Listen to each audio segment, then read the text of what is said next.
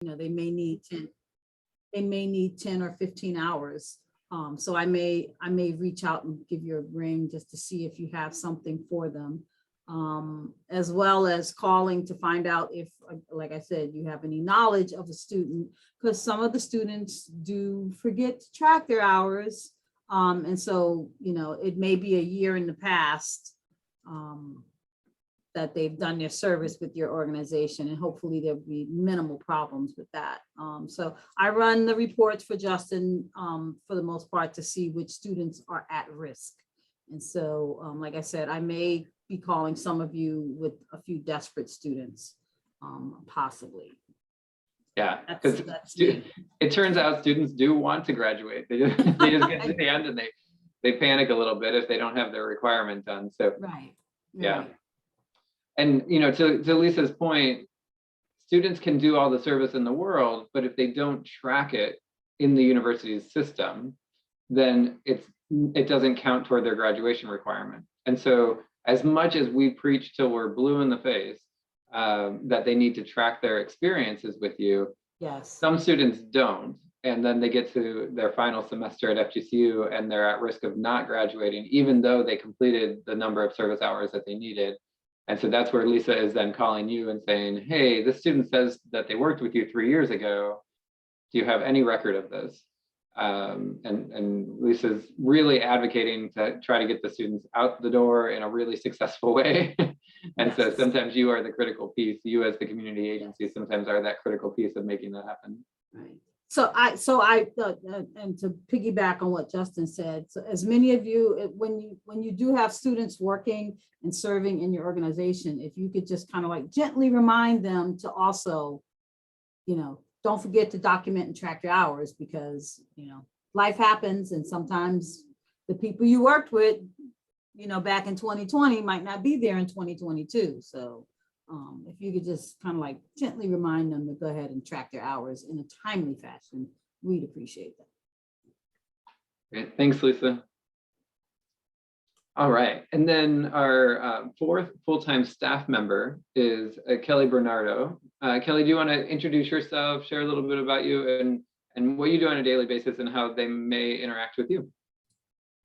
Sure, hi everybody. Like Justin said, I'm Kelly Bernardo. I'm our new program assistant. I've been here since early August, so still fairly new. And basically what I do on a day-to-day basis is I go through our service learning portal and I review the submissions that students send in when they partner with one of you in the community to approve everything, make sure everything looks good. I also monitor our email box and answer any questions students might have, or if they need help finding a community partner, I help them do that and share our agency list with them. So basically, my role is just to kind of help everybody out in the office and if anybody has any questions. So yeah. Yeah, and we'll talk through in just a little bit, we'll talk through the tracking process that students do and where you fit into that. And you'll see that the first step for students is to submit their partner for approval in our university system. And when that happens, Kelly reviews those to make sure that students are in fact working with, the requirement is that they work with a nonprofit, a registered nonprofit or a government agency. So, one of the good things for you to know is that students can do great service in the community, but if it's not with a nonprofit or government agency, it actually does not count toward their graduation requirement. So we always are trying to get them to work in partnership with a nonprofit or government agency. Kelly, were there any objections to recording? So I'll go ahead.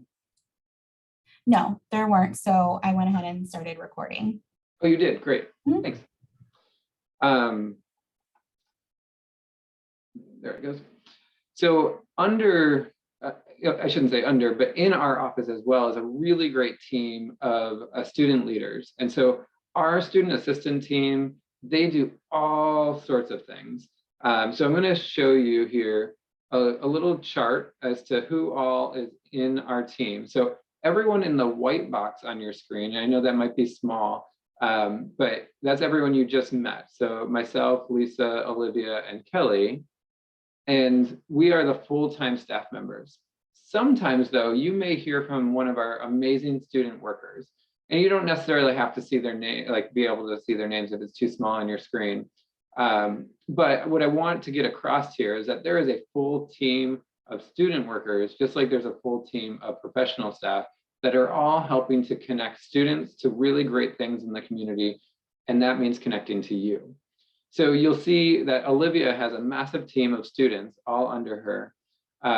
And one of the things that we talked about just a minute ago was these weekly 2 to 5 a week trips that our students put together, and they take groups out. Those are all listed under, you'll see Evan there. Evan coordinates those. So sometimes you'll hear directly from Evan. He might reach out and say, hey, we're looking for somewhere to take a group of 10 to 15 students in a month. Like he's usually working about a month or so out. So he might say next month, November 28th, we're looking for somewhere to take a group of students. Are you interested in receiving a group of students that day? And so he'll work with you to set that up. And then you'll see some other students on here. I want to make sure that any students that are on the call have a chance to introduce themselves as well. I know Jonathan is on here. So Jonathan, do you want to introduce yourself? And you'll see his box here all the way over to the right. He's under Olivia's team as well. And he works to help process some of the needs that you submit. So Jonathan, do you want to share about yourself and what you do on a daily basis and where they might interact with you? Absolutely. So my name is Jonathan Wilkich. I'm our Eagle Link coordinator here in the office, and I've been here since January. So it's been just about 10 months, which is really exciting. I'm a sophomore myself. I'm majoring in software engineering. And what I do in the office is, it's mainly revolves around the submissions that our community partners send to us for specific service learning opportunities. So Justin's going to talk a little bit later on about how you can go about doing that and submit these requests that you may have. But I am the person that looks at those, processes them, and gets them posted up so that all of our students on campus and our faculty members can see them and hopefully reach out to you to make something great happen. I do that. I'm also involved in the technical side of just things around the office. So you might see me reaching out to you if I need to update your record in our database or, something like that. So, really just kind of worked in that back end magic. I've met many of you already, so it's great to see you, and hope to get to know the rest of you guys a little bit better soon. Great, thanks, Jonathan. Yeah, as he said, he does help with the database a lot. And so what that means is most of you at this point, you have a page in our community partner database. And if you switch jobs in your organization and now someone else is the contact for our students to volunteer there, or you're leaving and someone else is starting, whatever that looks like, if there's ever a change, you can contact myself directly, but I'm gonna connect you to Jonathan, and he's gonna be able to update anything in the database for you. So that's one reason certainly to make note of Jonathan's name. Are there any other student leaders on with us? I think most of them had class or other things happening, but okay, great. So on the screen though, you can see that we have a full team and everybody is working on different things. We even have a presentation coordinator who does so many presentations every week across campus. And when they're presenting to classes and student organizations, they're talking about how students, and they're helping students understand how they can connect to you, the community agency. And so that's another piece where it's good to just kind of know who's doing what.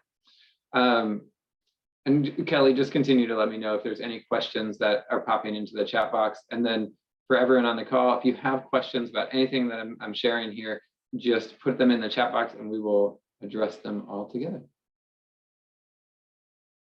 So as I said, we'll do introductions near the end and let everybody else kind of go around and share your name and your organization. And we talked about our department, but I also wanted to share a couple campus updates. So just kind of things to contextually know.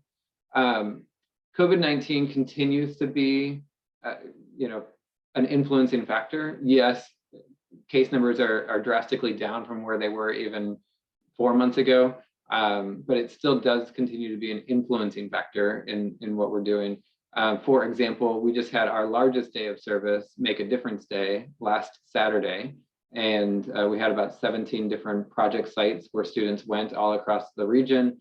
It's one of what we call our days of service, where we send students out as a big event. However, we weren't able to have, normally we have a big kickoff on campus and the president of the university comes and speaks and so forth. We weren't able to have that, and we also weren't able to provide busing.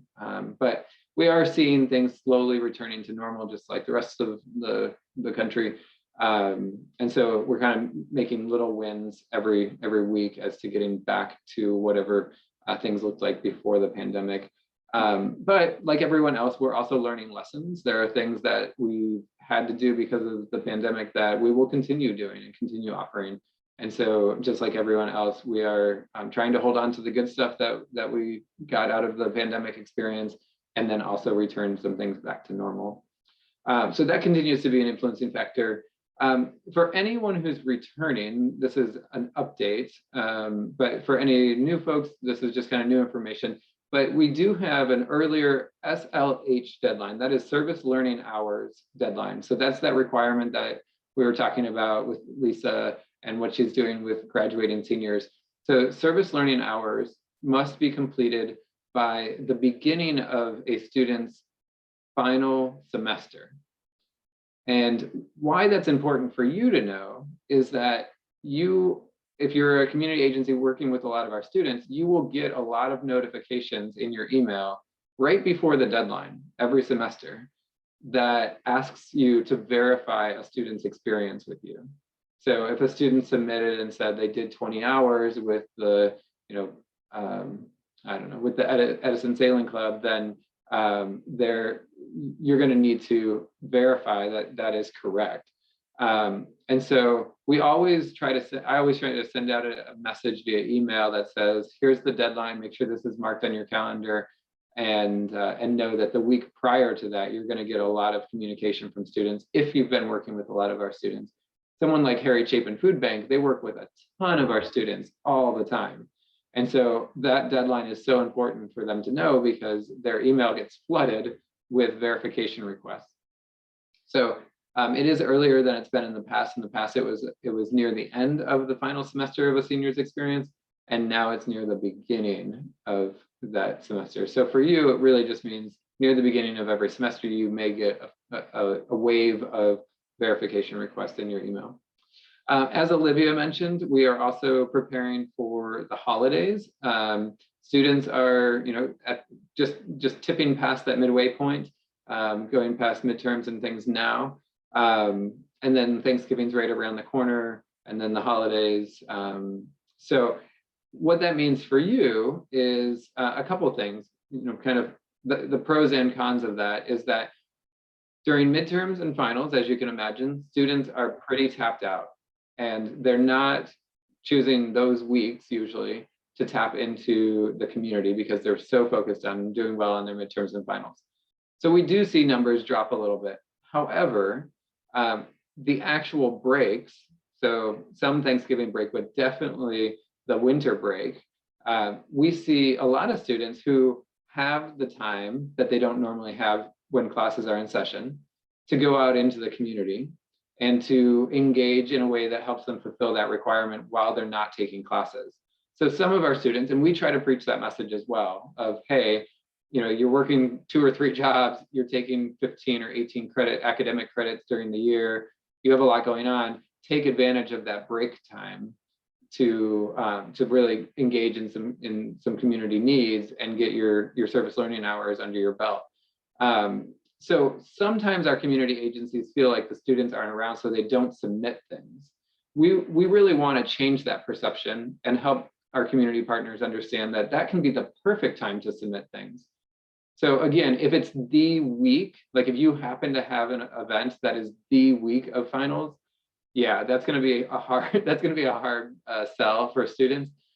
But if it's anything after that, and until classes start up again, there are still a lot of students who, yes, they go home on Christmas Eve and Christmas Day, but they have an apartment here and they come back here, and they might just go home for the holiday, the day itself, or right around that time, but they're back in their apartments relaxing and enjoying the break. So it can be a really helpful time. So that said, we do really encourage you to think about what are your needs around the holidays. And as Olivia said, we're asking you to submit those as soon as possible. We have a workshop that helps students find holiday opportunities. And that workshop is coming up on the 9th of November. So we're asking that everyone who has holiday needs, all of our agencies that have holiday needs, again, whether it be Thanksgiving or around the winter break time, that you submit that by November 5th. And so again, we'll talk about how to submit those here in a minute, but really be thinking about that. Also coming up, so thinking between now and the next time we have a community partner workshop, which is March 16th, between now and then we will have our FGCU homecoming and our FGCU day. I'm going to send information to you about that after the new year. So in January sometime, I'll send as an invite to come, and you are part of FGCU. As a partner, we want you to feel a sense of belonging with our students, with our staff, with our faculty. Many of our community agencies, if you're brand new, you don't know this yet, but if you're a returner, you already know many of our community agencies develop really close relationships with our faculty and with the classes that they teach. And that's a partnership that we love to encourage. But because you're part of FGCU, we want you to also be part of FGCU Day. What we're about to start is our 25th anniversary. So FGCU is doing it big. They are going to have lots of celebration moments throughout the entire coming year for our 25th anniversary. And one of the biggest moments is on February 12th is FGCU Day, to celebrate all that FGCU has done over those 25 years, everyone who's been a partner with us over those 25 years, just all the good stuff. It also is the same day as the student homecoming, and that's intentional. Homecoming is intended to bring alumni back to campus and to share great stuff that's happening. So it's a massive celebration that you definitely want to have on your calendar, and know that you are welcomed and you are encouraged to come and partake in that with us. So that is certainly coming up. Another big thing that's coming up that you'll hear about in the news is our water school. We have our largest brand new building, our largest building on campus, opening in the new semester. It's scheduled to open in January. And so that will be coming online as well. They're going to be doing some tours and things of that beautiful new building. So you're also welcome to come and check that out and enjoy all the new innovation that we're able to do as a university through the new water school building. And then the last piece is our current student culture. It's really important that as a community agency working with our students, that you, as much as possible, and this is part of my job, is to help keep you connected to this, that you understand where our students are emotionally, physically, where geographically, all of that. Because when you understand that, you can connect better with our students. I will say, and I also teach, normally I teach 2 classes each semester. And so I kind of see not only the administrative side of working with students, but also in the classroom. And I will say that our students have really experienced some challenges going from a year and a half of pandemic life back to working full-time, or many of them are working multiple jobs and being in person again. And they enjoy it, but some students have been very overwhelmed by it. There's been a lot of adjustment. I think just like the rest of the country, for sure. I've heard this sentiment from a lot of people. My wife and I have certainly experienced it as well. It's been a little like, oh yeah, this is what life is like, and this, how busy things can get, and all of that. Some of our students they've been a student at FGCU for a year and a half and have never experienced a normal FGCU year. And so for some of them, having lots of activities that are going on campus, having to work multiple jobs in person again, having student organization meetings at the same time you have classes, and all the things that go into college that used to just be normal. Some of our students feel like it's all like, hey, I've been at FGCU for this long, but this year feels very overwhelming to me. So there are some students that are just frankly overwhelmed. And there's lots of support offices and less of support happening for students. So don't feel like, FGC is ignoring that. But there are certainly students who are still trying to really figure things out, even though they've been here for a year and a half now. And so that's certainly a piece of it. The other piece is that there is still a lot of stress happening in the world, and our students have a lot of opportunities to dive into that and have conversations about it and talk about it, and they're chewing on big concepts all the time, and that can be very overwhelming. We're not unlike most universities in the country that are seeing large increase in mental health issues on campus, and so our staff and support team for students across the board is certainly working through that and how we help students in those situations. But sometimes we say, oh, students are experiencing this, but it's really often a mirror of what's happening in the country. And so just like mental health is an increasing issue across the country, it's also an increasing issue for students. We're just trying to address it from a student perspective because that's who we're working with every day.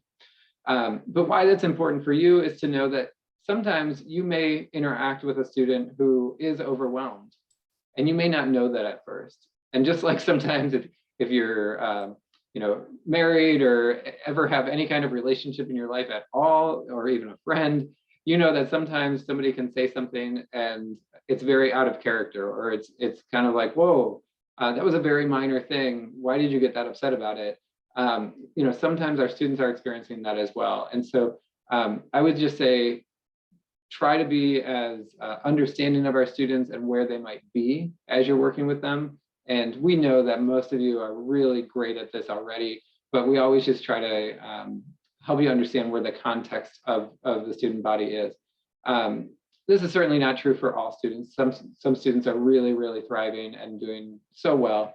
But every now and then you do have a student who's very overwhelmed and they're still trying to engage in service because it's that graduation requirement.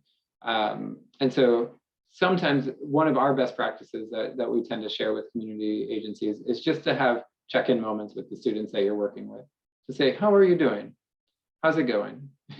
As simple as that. We get so caught up in the to-do lists, and you suddenly have a volunteer standing in front of you and you feel like you have to put them to work. Sometimes it's just as nice to stop and say, are you doing okay? How's this semester compared to previous semesters? And that can really open a door and a real moment for those relationships that we were talking about before that are so cherished at FGCU with our community partners. All right. And again, if you have questions or thoughts, please go ahead and put them in the chat box so that we can address those. So I'm bringing a couple points up on the screen here that I just want to get us all on the same page about. So what is service learning? Well, I mentioned earlier, and I'll mention it again, that service learning at FGCU is really well integrated. It is one of the highlights of coming to FGCU as a student, is that service learning is everywhere. And if you've kind of just been in Southwest Florida and FGCU is really your only experience of working with student volunteers, you may not realize how great that is for you, how great it is to really have service learning integrated into all components. Many universities have service learning, but many universities keep service learning in this little bubble, and it sits in a box that if students choose to, they can go over to this office and they can engage in the community. At FGCU, it is in everything. We have over 270 classes every year that integrate service into the class, meaning when students are learning something in the textbook, they are somehow engaging in service in the community that reinforces what they're learning in the class.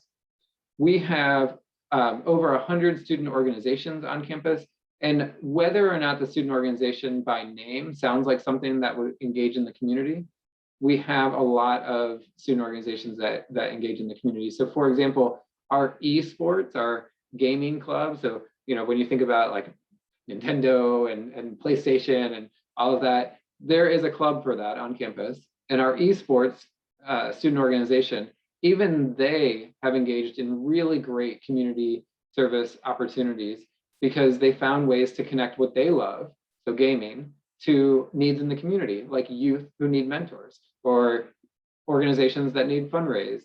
fundraise for. And so our student organizations are integrating service into everything that they're doing. And then our fraternities and sororities. Again, other universities certainly have fraternities and sororities, but ours integrate service into ways that other universities really just don't, because it's not sitting in a box separate. It's just part of everything that you do. And then I put independently up there. We have a lot of students who will reach out to you independently. They're not part of a student organization. They're not part of a class. They're just reaching out because they're passionate about what you do. And that's where having a page in our database is so important. And that's also where submitting needs on a regular basis is so important. As I mentioned, we also have that graduation requirement. That number of hours that they're required to engage in does change for students. It's either 80 or 40. And so you see that FTIC is first time in college. So if a student is a freshman and it's their first time in college, meaning they have never gone to any other university, or if they're a lower level transfer, so they went to a different university, but they didn't accumulate more than 59 credit hours, they're considered lower level. And so if you're a first time in college or a lower level transfer, they need to do 80 service learning hours before they graduate. If someone is an upper level transfer, meaning they went to a different university and then they transferred to FGCU and they had 60 academic credits or more, then they only need to do 40 service learning hours. So again, that's important for you to know because students are usually trying to hit that number in order to graduate. However, what I will say is 86% of our graduating seniors exceed their service learning graduation requirement. So a large majority of students who graduate from FGCU have gone above their graduation requirement for service learning. And why we know that is because they get involved with the work that you are doing in your agencies and they fall in love and they just keep working with you. And we see this all the time and our numbers back it up. So that is, sometimes a student will come to you and they will say those words that kind of make you cringe. Many of our partners cringe when they hear the words that students say, I need to do 5 hours for class. Do you have something I can do for 5 hours? And sometimes our partners cringe because it sounds like they're just using you to get their graduation requirement done. I understand that, but I'm here to tell you that a majority of our students start that way and they don't leave you. They keep working with you because they fall in love with what you're doing, how you're doing it, the topics you're touching, how you're engaging with them, the relationships that you build when you ask those questions of how are you doing and you start talking about life issues and all sorts of great stuff. That's the stuff that students stay committed to what you're doing and they keep coming back. During the pandemic, we also saw, just like all employers and every agency, we saw a lot of opportunities for things to be done virtually. I encourage you to keep that going into post-pandemic era that we're soon to enter, because a lot of our students really truly do want to serve with you, but don't have the transportation. And so really, really think about that as well. But that also helps our students go above and beyond, because if they have the graduation requirement, they might borrow their friend's car or something in order to get out to your site. But if you have virtual options, they can keep working with you for a long time, even if they don't have transportation. So keep those figures in mind as you work with our students. Why do we have this requirement? So this really connects back to what I was saying when I described the 3 offices that are in our department. We have this requirement as a commitment to the community because we are one of the largest entities in Southwest Florida, and we want to respect that, and we want to be really good neighbors to everyone in Southwest Florida. And one of those ways is to have our students engage and help and fill those needs. But another, and we exist to serve students. So, first and foremost, it's student development. So at the end of the day, the primary answer is always going to be student development. We know that students who engage in the work that you're doing learn more about themselves. They learn more about the world around them, and they're going to have a broader lens when they go out to work one day in the world, whether that's in Southwest Florida or beyond. So that requirement has existed since the day that the doors of the university opened, and it will continue to exist. There were certainly questions when the pandemic first shut things down as to, should we keep this requirement? What does this look like for students to go out and serve in the community when there's a pandemic happening? I can tell you that the requirement is going nowhere. Our president stood up at that moment during the pandemic and said, this has always been a requirement. We will always continue to serve the community. We know that there's benefit for the students, but we also will never turn our backs on the community either. And so that requirement is not going away anytime. So know that we are here to partner with you for as long as we possibly can. We tell students that there are a couple areas that they can really engage in when they're looking for service. One is their passion. So sometimes their passion is animals, but they are an accounting major and they might not get to otherwise live out their passion. So we say, what are you passionate about? Let's find some opportunities there. Their major is number two that we always point them to. So if they're an accounting major, we will work with them to try to find a way for them to maybe engage in a nonprofit with accounting help, or using spreadsheets or whatever that might look like. So that is certainly a number two area that we encourage students to explore. And another area that we encourage students to explore is those career readiness skills. So in just a moment, I'm going to share with you a couple frameworks that we operate from. One of the frameworks that we use with students all the time is a list of career readiness skills that employers are looking for, that they have told universities across the country that they're looking for. So we'll get into that in just a minute, but know that it is a big item. What that means for you is when you submit a need to us, we are constantly trying to assess what are the career skills that a student might get if they engage in this opportunity. And so we may ask that to you, we may just kind of infer some things as well, but know that those are the three areas that we're trying to get students to engage in when they're doing service. I always like to share this. Well, I'll talk about our 4 types of service here in a minute, and then I want to share a little story about the picture here that is up. We have 4 types of service, and I should say there are 4 types of service, and it's really helpful for you as a community partner to know these 4 types because it broadens the opportunities for you to engage with our students. It broadens your mindset about what a student can do. So you see them listed up on the screen of direct, indirect, advocacy, and research. But I want to share a couple examples or go into a little more detail about each one of those.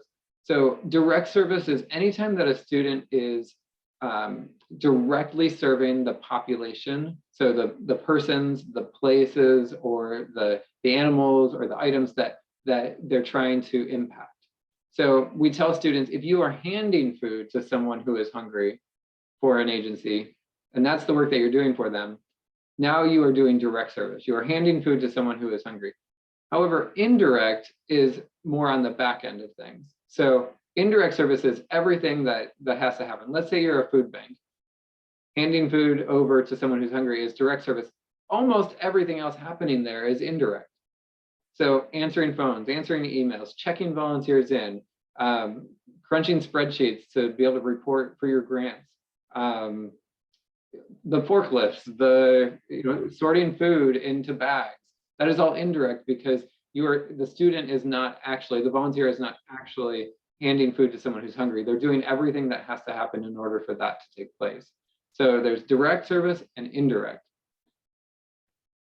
And then so advocacy is where anytime a student is educating, a volunteer is educating someone else on behalf of the work that you do or the issue that you touch, they're advocating for you. They're advocating for the issue, they're advocating for your organization. So even if a student has a table on campus and they just table for you on campus, meaning any student that walks by, they say, hey, do you know about this organization? Hey, did you know this organization does this? Hey, did you know that this issue is currently up on the ballot? Did you know, whatever it is that they're educating others about, they're teaching them about something that they didn't know. That is all advocacy. We've had students do really great work, especially in our classes around advocacy, where they will partner with an agency and they will take on the issue that that agency works for and do everything possible. They might write letters to the editor. I've had students in my own class who've gotten letters published to the editor on behalf of an agency or the issues that they touch. They might write letters or actually meet with elected officials on behalf of an issue. They might put together trainings online or in person for agencies and then go out and do those trainings for you. We have a couple agencies who they have one person who oversees their trainings in the community or their presentations for the community. And they have found that if they train groups of our students to do those trainings for them, they can do far more. So whereas with one person doing the trainings for the agency, they were only able to do like 4 or 5 a month. If they train our students to go out and do those trainings for them, they can do maybe 20 or 25 a month. And so really think about, what can a student do to advocate for the issues and your organization as a whole. And then research. Research is probably the most underutilized, but the most appreciated once community partners do tap into it. And what that means is students can collect information, they can crunch numbers, they can pull together conclusions using data, scientifically collected data for you. And this is, again, a really great opportunity to partner with specific classes where they are doing research in the class. As you might imagine, or maybe you've experienced yourself, students do a lot of really great work in classes. Every college class that's happening literally as we speak, they do a lot of really great work. They do presentations, they do research, they do research papers, they do research studies, they do all sorts of really great work in these classes. One of the things that we tell both instructors and students is instead of just picking a random thing to do a research project on, pick a research project that a community partner could benefit from. Now they've taken this project that they otherwise would just do for a grade in class, and they've done exactly the same project, but they're doing it for an agency that can use the end result. So if let's say it's a communications class, it's a class where a student has to give a presentation, and they get to pick any topic that they want to give a presentation on. It's far better, and this is where we say it's a very small change, but it makes a huge impact. It's far better if the student picks a topic that serves a community agency. So maybe they put together a presentation on your agency that then they can go out and give in the community, or they can just record and give to you for you to be able to use wherever you want, to post on your website, to do whatever. They've done exactly the same assignment. Their assignment may have been pick a topic and give a presentation on it. Give a 5-minute presentation about any topic you want in the world. If the student picks your organization to give a presentation on, now they've done service to your organization. They can give you a recorded file of their presentation, and the work that they did for class doesn't sit dead as soon as they get a grade. Now that work lives on forever and ever. And so there's lots of ways to use these 4 types of service to connect with students and to really think beyond the boundaries of traditional show up on Saturday morning, do 2 hours of service and go home. Service can really benefit you at the same time that the students are doing projects in class. So we constantly try to teach faculty this, students this, and our community partners this. And when we do get those win-win-wins all the way across the board, we see some really great success stories. So I'm going to pause there. I've been talking for a while. I'm going to pause there and ask for thoughts and questions about this. And then I'm going to show you some things on our website that back up what we've been talking about here. So let me stop sharing screen here so you can see everybody. And I've seen some of you have been taking feverish notes. I love that. Know that you also have the agenda there, that's all hyperlinked. But what questions or thoughts do you have so far on the stuff that I've shared? And feel free to unmute yourself and share at this point. I have a question, and that has to do with the partnership with only not-for-profit organizations. If you're trying to provide an opportunity for learning how real companies in the for-profit business operate, the students are blocked from those associations. And there are probably many organizations that would be very happy to see interns learning. I'll give you an example of that. For instance, IBM has a phenomenal program of providing education with the value of 3 years of college credit as they teach students how to be employed by IBM for programming. Yeah, absolutely. So you're, and I'm so sorry if I presented that incorrectly. Service learning and the requirement for service learning must be with a nonprofit or government agency, but internships can be with either. So some students do choose to do their internships with for-profits, some choose with nonprofits. Internships can be either nonprofit or for-profit. And so something like that, they would definitely want to engage in. I agree with you. That sounds like an amazing opportunity.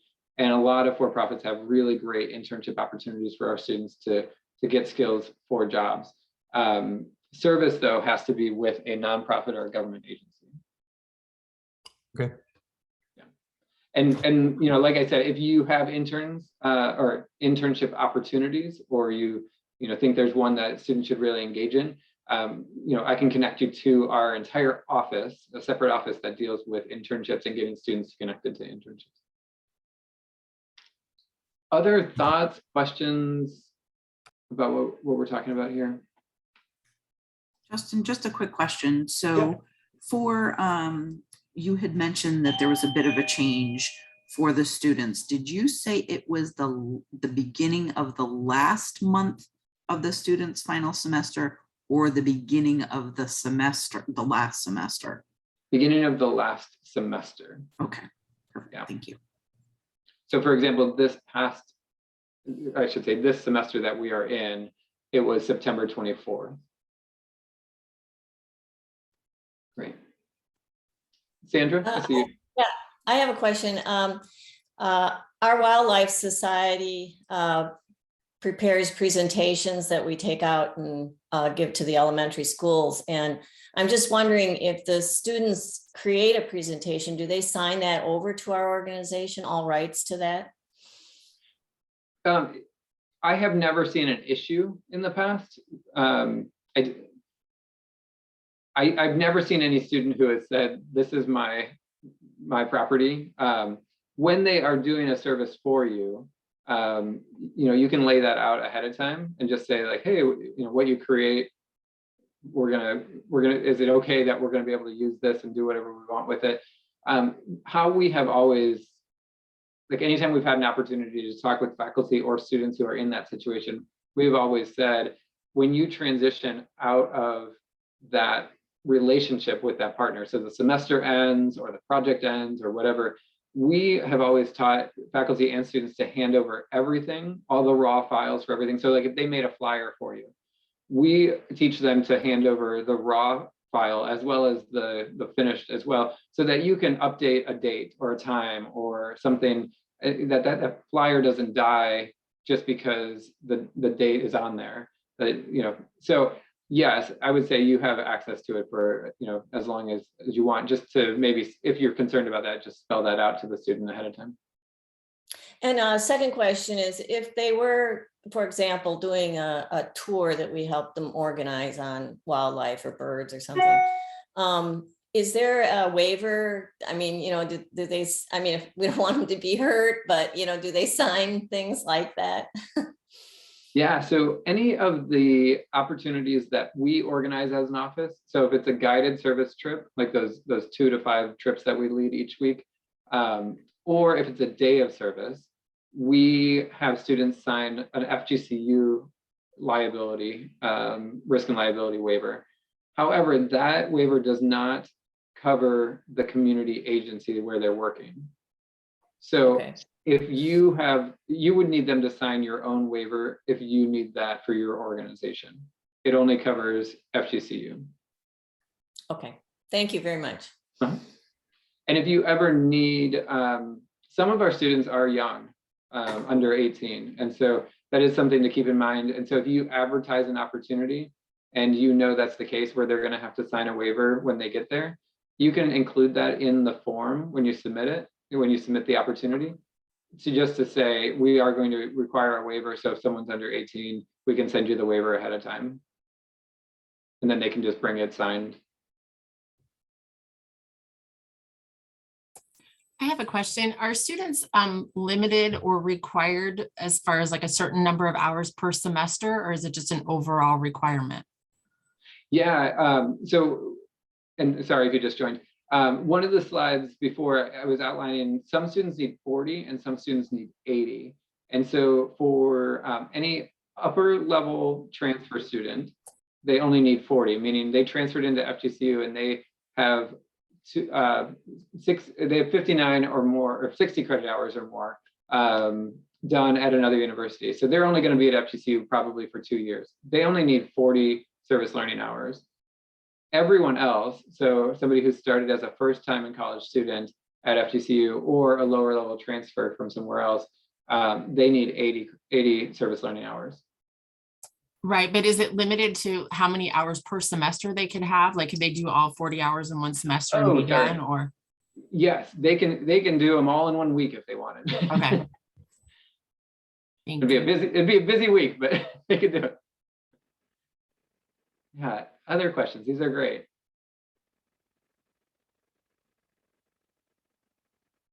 Questions at this point? Okay, so what I want to show you right now builds on those 4 types of service that I was just sharing about. And so on the screen, you'll see our website. This is the best resource for you. It is available 24/7, 365 days, and it has every link somewhere on here. And I want to show you kind of an overview of the website so that you know where to find things. But then we're going to jump, once I do that, then we're going to jump back to this 4 types of service and do a little brainstorming about that for your organizations.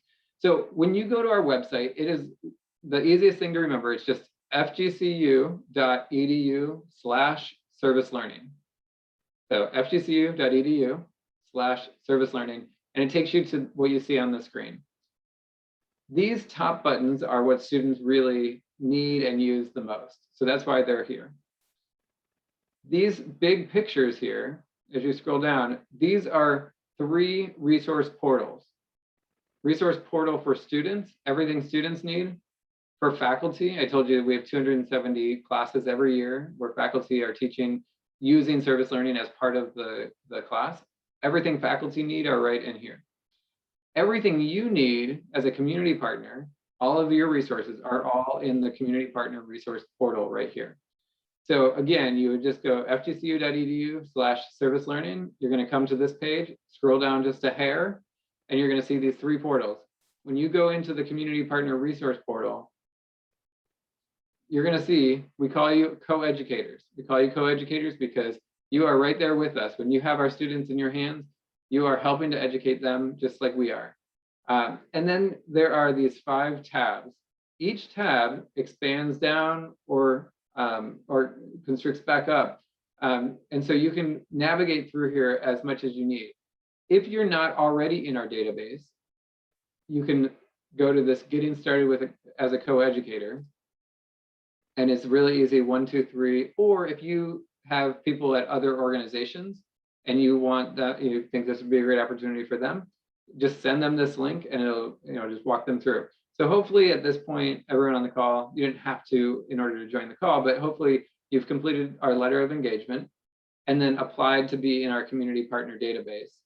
If you ever need to see that community partner database, again, it says, is your organization already in the database? We'll check here. And so you can see the database outline there. I'll show you the database here in just a minute. And then step 3 is submitting service learning opportunities. Do step 3 as often as you can. Students go to where other students have gone.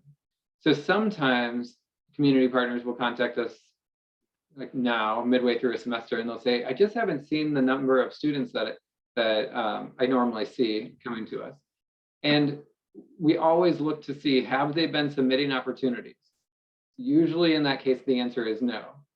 And so if you submit a lot of opportunities using this form where it says, submit them as frequently as you have them using this form that is hyperlinked, it's going to take you to our form. You can, and I'll click here so you see what it looks like, but you can fill out this form with the opportunity that you want. Again, short-term opportunity, long-term opportunity, it doesn't matter. Every time you have something that a student can do for you, fill out this form. And you can fill that out again and again and again and again. And we really encourage you to do that. And I'll also show you what it looks like on the student side of things so that you know what they see. Then you can also see a tab here, connecting with FGCU students. I just mentioned one of the best ways to connect with our students is through having a page in the database to make sure that that's all taken care of. You can also always check and make sure that your organization's page is up to date. Specific requests, I just mentioned that too, so we reiterated here. And then service learning events. So we do host a number of events throughout the year that we would love for you to be a part of. All of our events can be signed up for using this link in our Eventbrite page, which is how you signed up for this workshop. So you probably already know about this page, but it looks like this as it comes up here. Anything that a community partner can sign up for to come and be a part of an event is going to be on this page. So you see, this was our workshop here. It says sales ended, so you know you can't sign up there, but we do already have our service learning fair registration open for January 25th. And we also have that community partner workshop open already for March 16th. And then I'll talk in a little bit about our community engagement day, which it says not yet on sale because we don't have it live yet. But these are two really great opportunities for you to engage in the spring. But the bigger thing I want you to know is you can always come back to this page to see what's going on that you can sign up for to work with students on. I suggest, if you haven't already, to follow this page, and you'll get some sort of notification via email every time we add a new event that you can sign up for to engage with students. So again, all I'm doing is going through that community partner resource page on our website. So like I was saying before, everything you need to know is on our website. Of course, you can always reach out to me and to our team, but maybe it's 10 o'clock at night and you're working on something and it's going to be on our website. If you get emails about verifying hours for students, everything you need to know about how to verify students' hours is right here as well. So you can read through that, click through there, and we'll talk through it a little bit here as well before you leave today. Objective-based service learning. This talks about those 4 types of service that I was just going through. So you can learn about each one again and remind yourself of those 4 types of service. One of the reasons that we emphasize objective-based service learning is that we tell students that they need to set objectives with you instead of hours. So we tell students, we tell faculty, we tell student organizations, we tell everybody they should not come to you and say, I need to do 5 hours, what can I do? They still may do that, but know that we are trying everything on our end to eliminate that from happening or to avoid that from happening. Instead, what they should come to you and do is create a shared objective, especially if they are part of a class where, and you can even say to them, hey, I'd really like to set an objective, which often translates to a project. So you can say, well, you say you have about 5 to 10 hours that you're looking for. Let's create a project. Let's create some sort of objective here that you're going to accomplish. And they also, in their classes, should be working through a timeline for that objective. So they will say, hey, we're thinking about trying to increase your social media by 200 followers over the next 8 weeks. We teach them SMART goals. We teach them how to create shared objectives that have a defined timeline and an achievable goal. We teach them these things, but that doesn't mean that they always get it right when they come to you. So be patient with them, but also feel free as our co-educators to circle them back in that direction of, hey, I hear that you're looking for 8 hours, but let's create a project together that you can really tackle. And we'll make sure that you get to those 8 hours, but more importantly, let's create a shared objective together that you're going to be able to work on. That's going to ring some bells for them as soon as you say objective, and they're going to be like, oh yeah, that's right. I'm supposed to be talking about an objective, not hours. And then, as you know, today we have our community partner workshops. We do these typically once a semester, including summer. So our next one will be March, and then we try to do it again in August, and then October, and we kind of repeat that pattern over and over. Any questions about this resource portal? The good news for all of you, because I have worked at other universities where this is not the case, but the good news for all of you is that we have nothing that you have to log into. You never need to log in. Even to verify students' hours, you don't have to log in. And that should be the biggest win ever for all of you. If you've ever worked with any other university, they almost always have some system that you have to log into and you have to remember your password and all these things. We have eliminated that because it's just more complicated than need be. And so we try to make everything we do, we try to serve the students first and make it as easy as possible for all of you to get the objectives met that you're looking for and that are really going to help your organization. And one of those things is to not have anything where you have to remember a password, another password in your life. So that's the resource portal for community partners. Again, when you're on our website, on the main page of our website, all you do is scroll down and you'll see community partner resources, and that's everything I just went over. Vicky, yeah, go ahead. I think just go ahead and click unmute. I was just thinking about your shared objective. So if you develop an objective for a project, such as at the Historical Society, we may want to have some interactive projects developed because it's pretty deadly right now. You come in and look at pictures. So I have to develop a bit more. Do they need to have that objective approved by a course instructor or someone in your office? Yeah, if it is part of a course, because remember, sometimes students will come to you and they're not in a class, they just literally love what you're doing or what they've learned about you. So if it is part of a class, the instructor will often review that with the students. I would say, 90% of the time. It's really up to the instructor. But just like we teach students all sorts of best practices and things that they should say or shouldn't say or should do or shouldn't do, we do the same with faculty. And some faculty take those best practices and implement them, and some faculty don't. So our best practice for faculty is definitely to review those objectives before the students start living out the project. But that doesn't always happen. So I can't say 100% that should happen, but we do ask that happens. And will the students tell us that they're working with us as part of a course? How will we know that's course-based?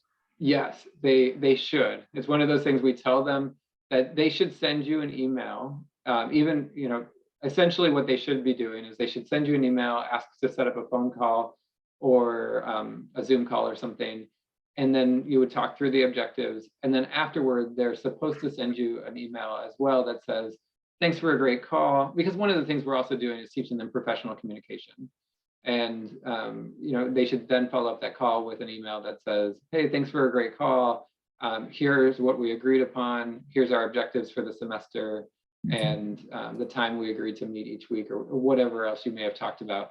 Does that happen for every class? Absolutely not. But that is the ideal. And that is what we teach faculty to try to implement in their classes. Some faculty, I just want to be really honest so that you are as prepared as possible. Some faculty literally take 5 minutes out of their entire semester and say, hey, go do 10 hours of service before the end of the semester. I don't care what you do or where you do it. That is the worst case scenario for us. But one of the reasons I go over this with all of our partners is so that you can take something like that and still try to turn it into something great. And at that point, you're not going to have a lot of support from the faculty member in turning it into a project, since the faculty member has literally just said, go do this, you just need to do something. But we have certainly had community partners who take those experiences and turn them into something really great. It just means that you kind of have to lead that process a bit more than if the faculty member was developing it more. Sure. Okay, thanks. Yeah. And it pains me to say that, but I want to be very honest so that you can make the most out of every experience and so that you're not having unmet expectations. Like, I don't want to leave you or any of you on the call with the idea that every student is going to come to you and have everything laid out and be professional in their communication. Because as you'll hear me say in a little bit here, every student is not created equal. Every student volunteer is not going to be comparable to every other student volunteer. Everyone is unique, everyone is different, And some students are going to be absolutely amazing. And then other students are going to need some guidance and they're going to need some handholding. And you get to decide as the partner which you have time for, what you have time for. Think about the questions when a student reaches out to you. Think about the questions you want to ask that student to help you know whether you have the time for that student or that student group. So ask things like, what experiences are you bringing to the table? It's not a job, but you are committing your time and your energy to work with them for a period of time over the semester. So even though you're not hiring them, it is still a great idea to ask some questions to make sure that it's a match for you. I know, and Debbie, feel free to share any experiences that you have. I know Debbie's on the call, that sometimes there are challenging students as well. And we want to know that. I want to know that. And I want to know that for a couple of reasons. I want to know that so that we can course correct on our end if we're seeing a pattern of challenge. But I also want to be able to help you through that. And part of the challenges come from not having good matches. Because sometimes a match with a student organization is the right fit for you, but sometimes it's not. Because student organizations are very different than working with an individual student. And working with a fraternity or sorority is a very different experience than working with a class. And working with a class is very different than working with a faculty member on research. And all of them are really great experiences, but they don't all fit for everyone, if that makes sense. And Debbie, I wonder if you just want to share a little bit, not to scare people, but just to share that, sometimes every student isn't the best fit, and how do you navigate that? Oh, you're muted, Debbie. Well, actually, I think your mic isn't connected. It says that you're not muted, but.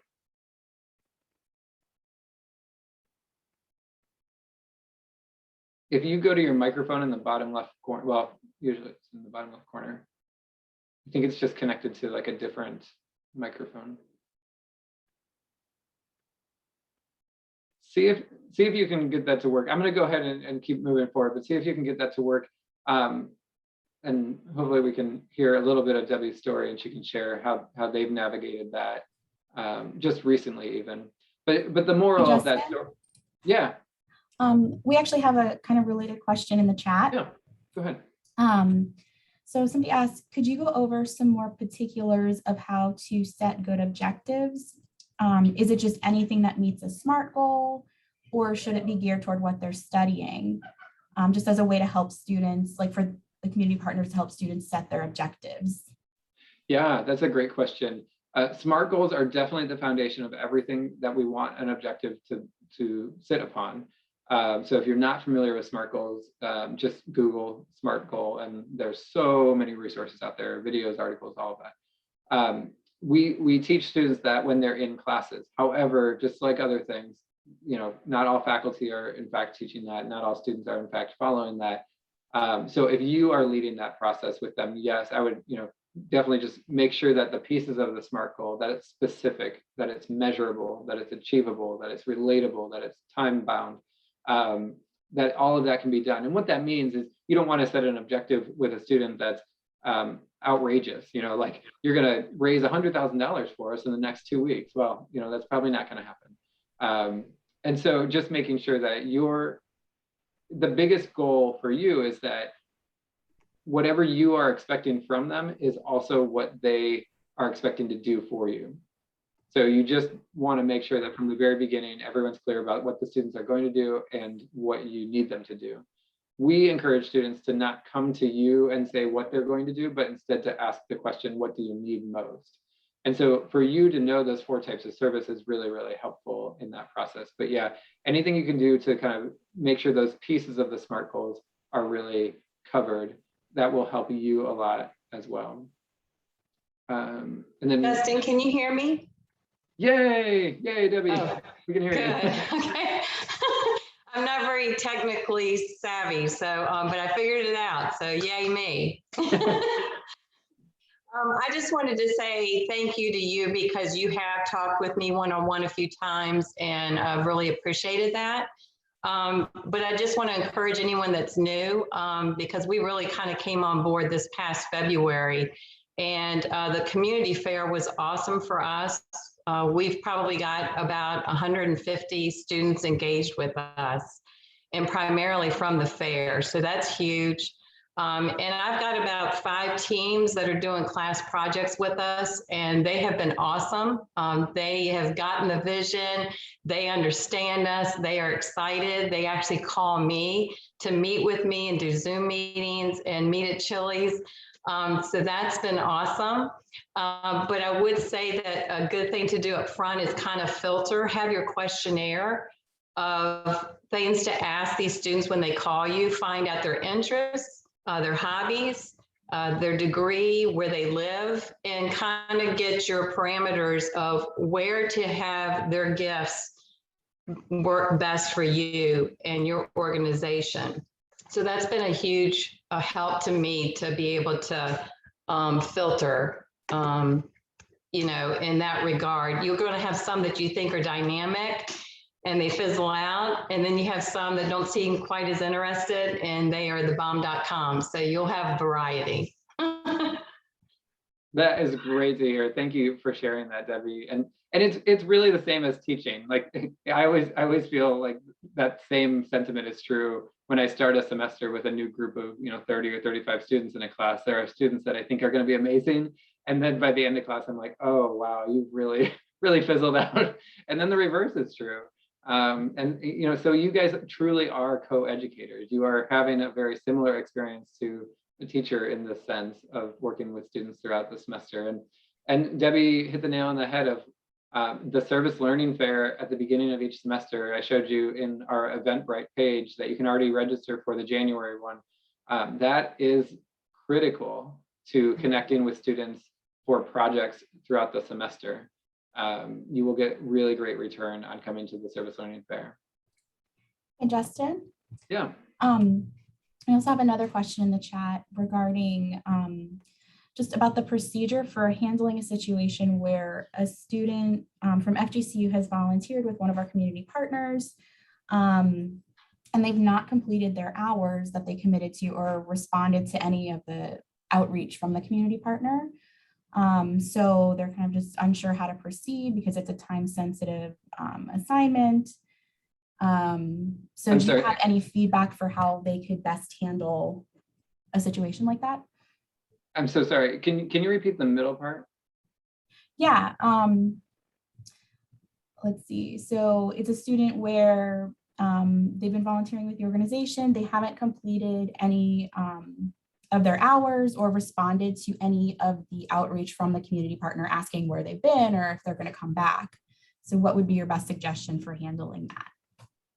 Yeah, and I don't know who submitted that, but has the student come to you at all? Have they engaged with your organization in any way, shape, or form? Hi, Justin. That was my question. My name is Winslow. I'm with Adrenal Alternatives Foundation. This student actually reached out to us and requested that they be on a specific project. We're creating an application to manage a rare disease. So I didn't even know anything about this until actually that student came to us. We accepted his, request for service learning hours. We did initial, meetings. He signed NDAs. It's like a very, complex project. It's, kind of intense for us to put some sort of student in there, but, he convinced us it was a good idea. Seemed to have the background. We have not heard from him since. He has a mutual friend, and I know that he has posted on social media. And so I don't know if he just decided not to, but I had to literally get him vetted to even get on this project. So it's kind of, I don't want to say embarrassing, but it's definitely a difficult situation for my organization that this person was vetted. The student, we went through hoops to get him even on this project, not having a degree because it's NIH funded and everything like that. So I have not heard back from this person, text, calls, professional messages. So I'm really unsure as to how to go about that. Disappointed because, I do want to continue these partnerships and really, open the doors for students that could do this opportunity and help our organization as well. But I'm hesitant now because I'm like, this person was vetted. We went through, bio sketches and everything, and it's a little frustrating. So I'm really unsure how to proceed. Yeah, I'm so sorry to hear that. But thank you for sharing. I think that's a good build or segue from what we are talking about here of how to connect best with students, what I would suggest is moving forward, clearly there's nothing we can do about if the student is not responding to you. I would love to, if you're willing, to follow up with that student myself, just as a professional development moment for them. There's no, fortunately, unfortunately, there is no consequence in the sense for that student and for the experience that you had with that student. But I would still love to follow up with that student and talk through it a little bit. Comparing to the teaching element, the same happens sometimes with classes where students just drop off and we don't know why. There have been times where I have been able to connect back with a student who dropped off, sometimes even the next semester, and I find out a parent died, or I find out like any number of things have happened. They found out they have leukemia, or like just crazy things. When we're dealing with 16,000 people, everything and anything is happening all the time. So I don't know that that's the case with this student. They may literally just have ghosted you and being very unprofessional. What I would suggest moving forward, though, is not to, I never suggest throwing the baby out with the bathwater. So I never suggest just not putting students in that position in the future.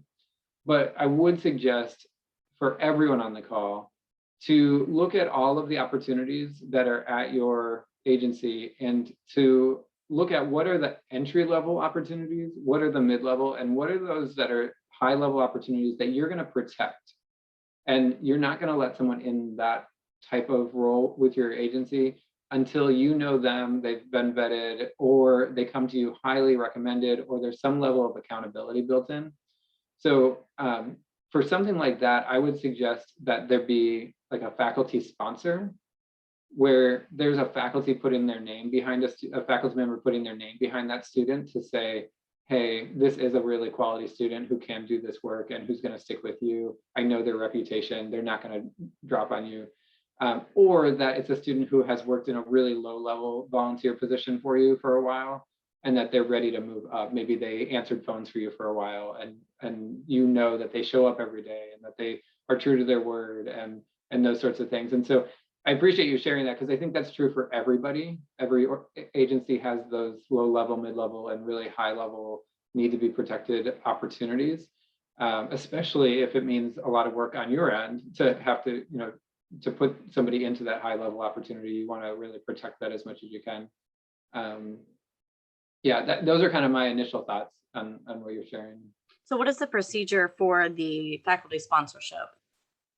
You can just contact me, and I can reach out to all of our faculty and say, hey, do you know of someone? Do you have someone?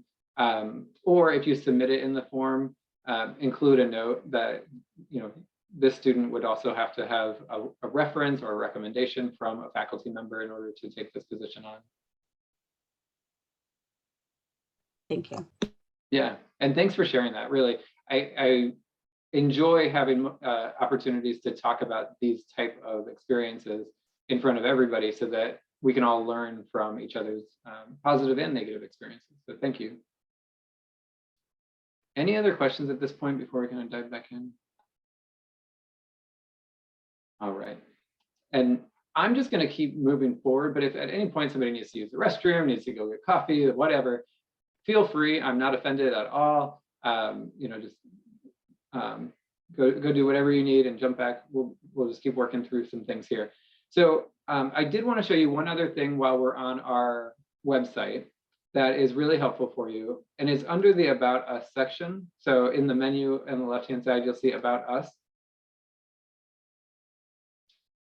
And you'll see, again, an overview of what is service learning, and you can read about that as we were talking about. But I want to point us to our frameworks. And so we were just talking about the 4 types of service, and you'll be able to see a really nice graphic here, if it'll come up. So if you ever need to, what was over here? If you ever need to talk through this with students, it's on our website under the About Us section, and so you can learn, talk through with them direct advocacy. A lot of students that are coming to you from classes are required to do a certain number of types of service. So they might say, I need to do 2 of the 4 types of service.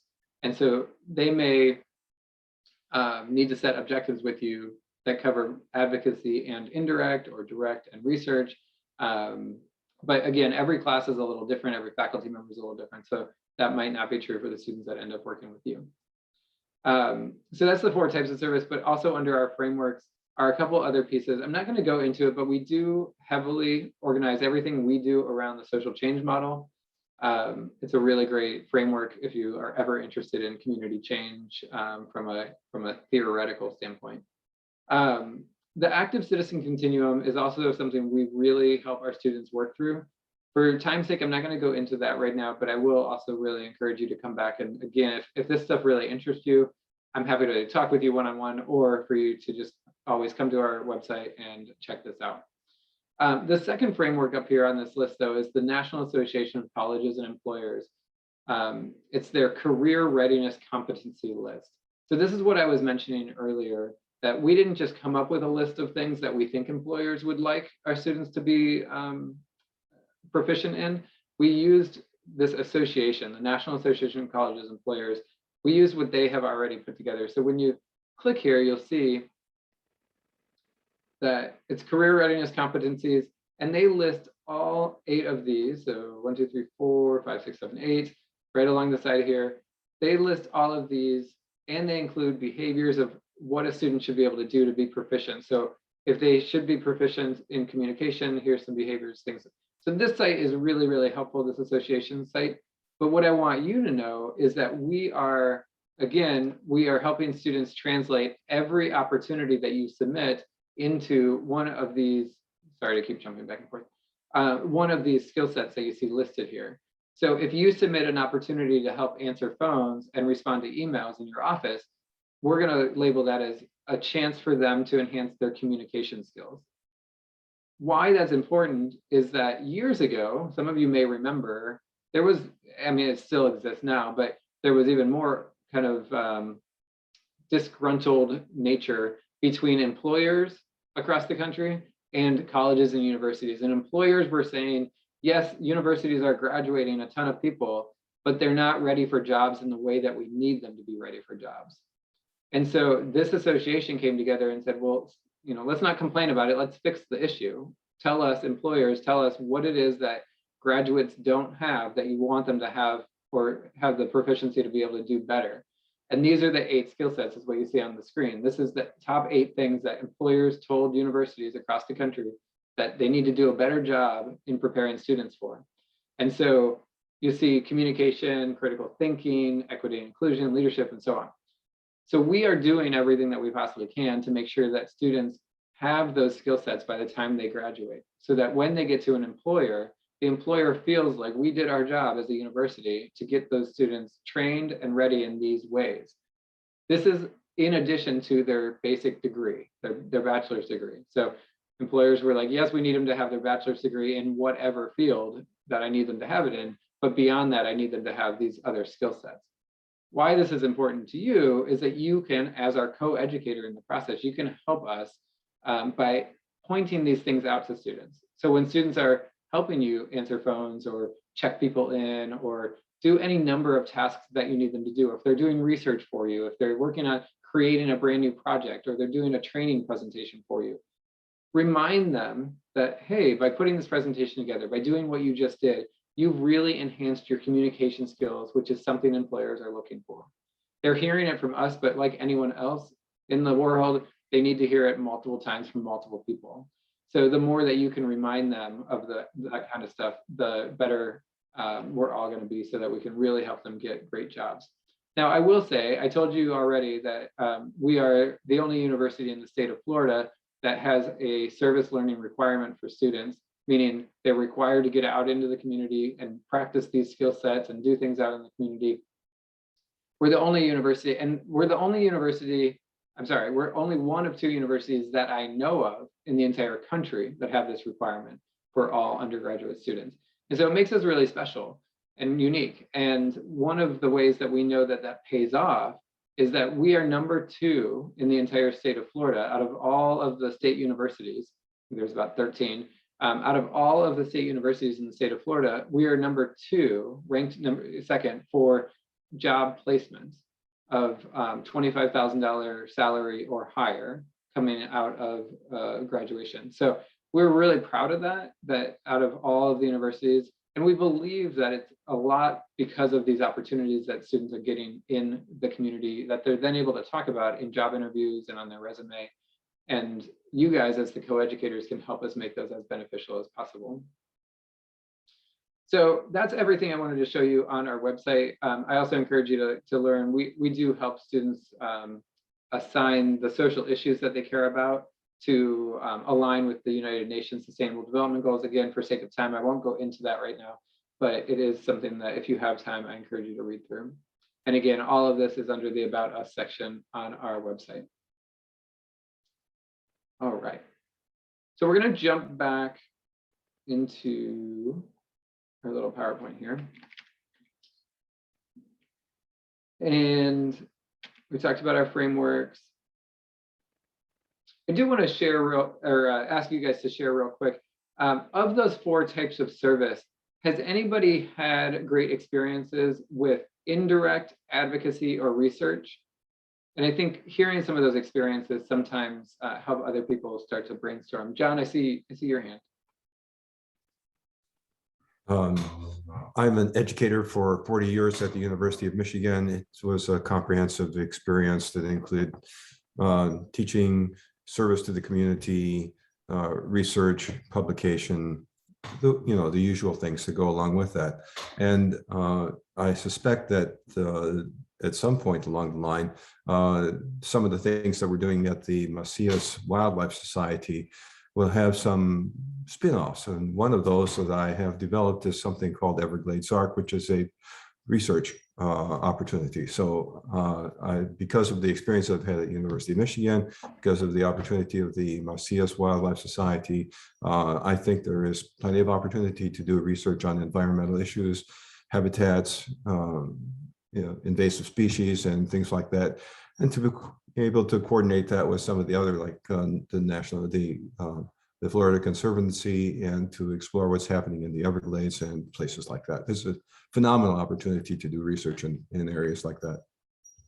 That's great idea, good brainstorming there. Did any of our returners who came to the Service Learning Fair, one of the best practices for coming to the Service Learning Fair that I always encourage is to come to the fair with a list of opportunities. And some of our partners, some of our partners in the past have actually come with a list of direct opportunities, indirect opportunities, advocacy opportunities, and research opportunities. And that has been phenomenal. It really helps our students, and it really helps you to cover all these different areas. But it does mean that you have to sit down and kind of brainstorm and think through what you would need students to do in each of those areas. Any of our returners want to share about any success in doing that? I do. This is Pam from Gigi's. I'm sorry I can't get my camera to work. That's okay. We had a couple of girls last year from a class, and I don't remember which class, and they decided at that point we were getting ready to do an event called Gigi Fit Acceptance Challenge. So it was a big nationwide Gigi's activity for fitness and acceptance of differences. And these 2 gals set up tables in the, I don't know what the name of the building is where the food court is.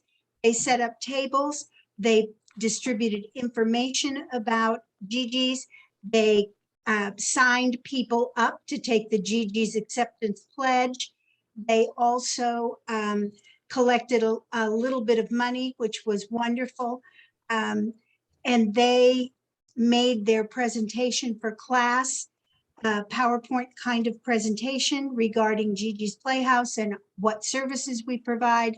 Their professor sent me a note that said they were the best presentation of all of her classes that semester. So they did a fabulous job. That is great to hear. That's great. And Karen, I see your hand up. Hi, yes, I'm Karen Canetta. I'm with Collier County Museums. and we do have 5 different museums. Some of our opportunities kind of overlap with different things, but one that I did want to share was history related. So we have some volunteers that have been doing transcribing of very old things for us, doing some scanning of some of our collection pieces, really helping in our collections department very directly, which they've been very fascinated with doing because it is related to their major. But there are some things, that kind of overlap. We've had, lots of volunteers that have come and done all of the community service days. We've had the tour groups as well that have started as well. So sometimes things kind of overlap too, and it may not always be indirect or direct. That is great. Yeah, love that. And then I see Rebecca shared in the chat box, we had a student do research by entrance and exit surveys, time spent in the museum, et cetera, for us to analyze guest satisfaction and learning outcomes. It was super helpful. That is a great idea that's often overlooked. I'm so glad that you engage with students that way. Excellent. Okay, thanks for sharing those. So let me share screen again here. And we talked, so these are, what I'm going to list out here are some ways to engage with Ftcu students so that you kind of have it all in one list. We've talked about many of these, but I want to just compile them into one list, both visually, and then it's in your agenda as well, the linked agenda. So we talked about the getting started page of our website, and that's in that community partner resource page that we were just walking through a minute ago. We talked about the community partner database. I did say that I would show you what that looks like. So I'm going to click this and show you. So this is what students see. And for 1 minute, I'll actually just back up. And I want you to understand the student experience on our website for a minute, because that's going to help you know where students are seeing what you're submitting. So when a student comes to our website, just like when you come to our website, you see all the same things, but students are really drawn to these 4 green buttons. They want to know, how do they track their hours, or they want to actually track their hours. They want to see what workshops and things that we have going on for them. They want to find a community agency, a community partner, or they want to find a specific opportunity.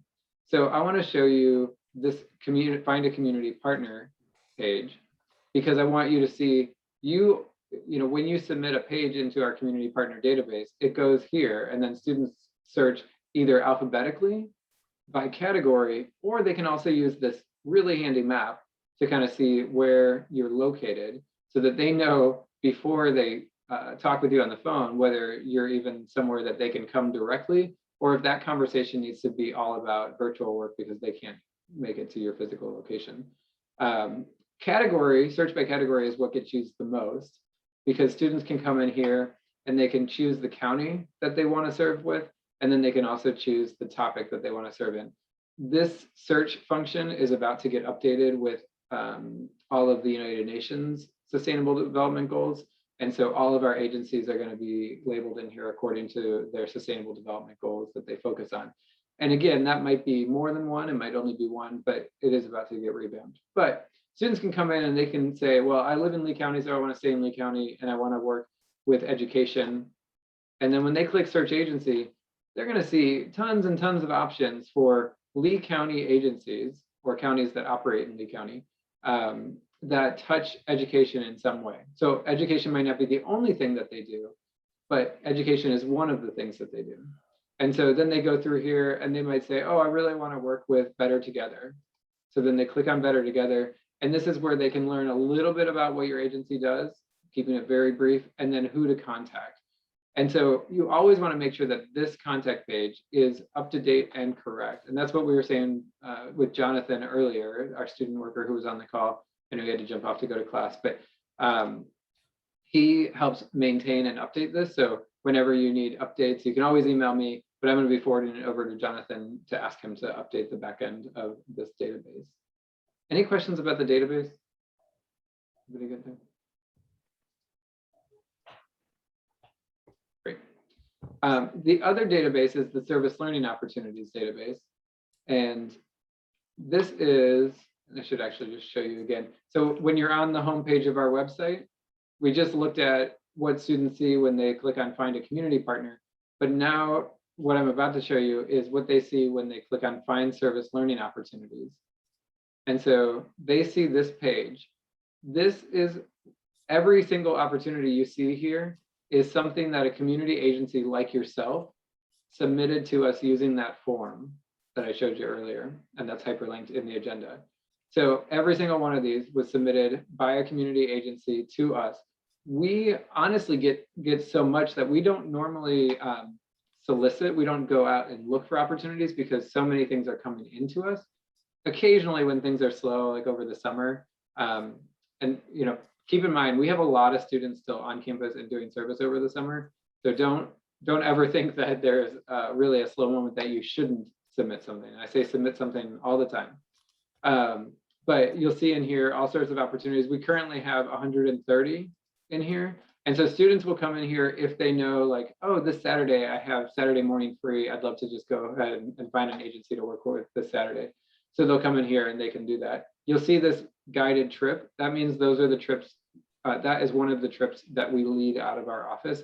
These other things are just opportunities, which means you submit it, we post it in here, and then every posting, when you click on it, every posting says who the student should contact. So they're not actually signing up here. This is more of just like a general bulletin board kind of page. And so the student would read this and say, oh, I really do want to do this. I want to help out with this. And it's always going to tell the student who to contact in order to sign up. Or if you have a sign up page or sign up link, you would include that here as well. The other nice thing about this page for students is that they can search keywords. So if I know I want to work with animals, I can type in the word animal and I can see any opportunity that has the keyword animal in it or deals with animals in some way and kind of connect with something that I'm passionate about. Because remember, we're telling students, connect service to something you're passionate about, connect it to your major, or connect it to career readiness skills that you need to enhance.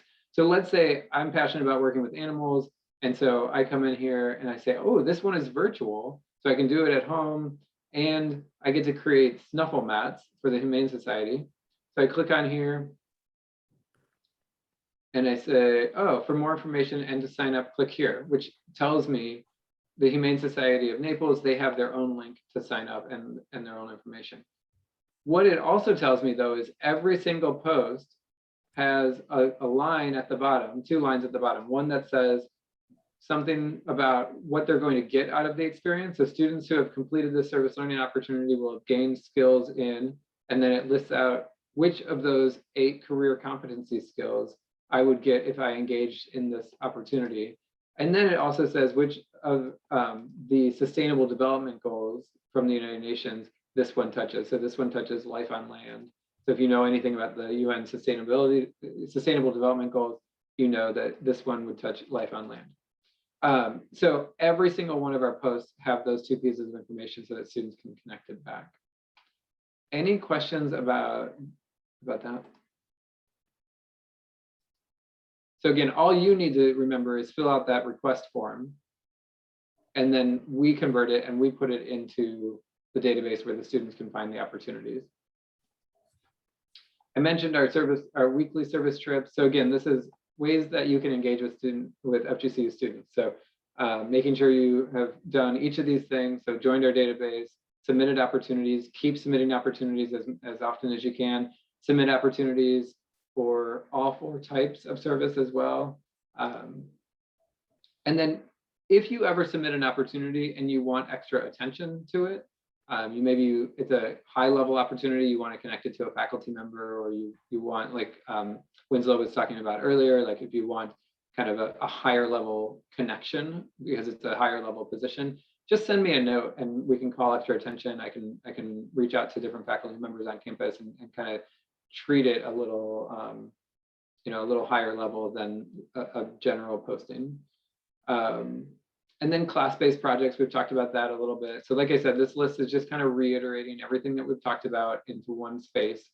Registered student organizations and individual students.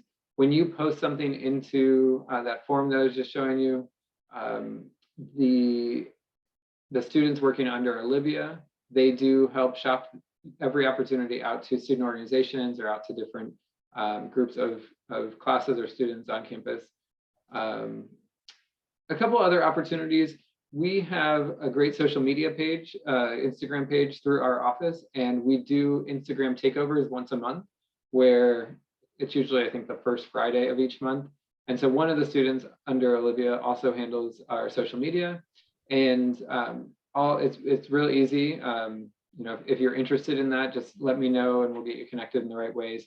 Obviously, it's only one partner a month, so you might have to wait a couple months before we get you scheduled in there. But it is a really great opportunity to have all of your stuff showcased on our social media channel for one day. Annual events, I showed you that page on Eventbrite. So just follow that page and sign up for things as you can. The only real request that I have around the events to sign up for on Eventbrite is to please, one of two things. Either don't sign up until you absolutely know that your agency can have representation there, or wait to sign up until you absolutely know. It fills up, you know, I think every year, every semester it fills up. And so if you sign up, but then you don't show up, you have taken a spot from an agency that probably would have loved to be there. So we just really ask that, you know, if you sign up, that you really do show up. And it also is kind of a little sad because your sign, we make a sign on every table. And so everyone's fully aware of who didn't show up. So you don't want to be that agency that didn't show up. So if you sign up for the Service Learning Fair, please make sure that you come. And like Debbie was saying earlier, you won't regret it. It's one of the best ways to connect with our students every semester. Our WOW Day of Service happens every August. As soon as students get back on campus, it happens. And it's a chance for our new students to really get to know the community and get out there. Our Make a Difference Day happens always aligned with the National Make a Difference Day. So that's always in October. Next year is October 22nd, but this year it was October 23rd. And both of these are what we call days of service, where again, we send students in groups out to sites all across the region. We did 17 different sites this past Make a Difference Day and had a great time. Another opportunity happens once each semester, and in the spring it's connected to homecoming. And it is an opportunity called Soaring with Service. This is a far more educational opportunity for students, where they learn about each of the frameworks that I just talked with you guys about. It's usually out on the lawn, and students get to kind of have this interactive experience with each of those frameworks. And so it's really engaging. But one of the stations that the students walk through is a small subset of our community partners. If you're interested in being out there with us for that, it's usually anywhere from 5 to 10 community partners that we invite to come and be a part of that event. You would be out on the lawn tabling, and we really ask community partners that are part of that event to have a list of opportunities ready to go, so that students who come through those stations truly can leave that station with an exact opportunity that they can engage in. It can be a short-term opportunity, long-term, doesn't matter. So if you're interested in that, it's coming up on February 9th. So keep that in mind as well. And then, you know, I've mentioned a couple of times, we do these community partner workshops 3 times a year connected to each of the semesters. And then the one in the spring will be a mixer with our faculty. And one of the reasons that I'd love to really have you come back for that one is that you'll get to meet faculty who teach these service learning classes. And you can talk with them about what works from their perspective, and have some, you know, social moments to kind of connect. We have a lot of faculty who have long-term partnerships for their class. So maybe I've been teaching biology for the last 10 years, and I have the same community agency that I work with every year. Like we have this relationship, we know how this works, we've got it down. However, there are a lot of faculty who are either new to the university and they're looking for partners, or they've had to shift to a different topic or a different class that they're teaching, or they've developed a new class. Even though they've been here for 20 years, they might have developed a new class and they're looking for partners. And so we love for those mixer opportunities to happen so that you can get to know the faculty a little bit.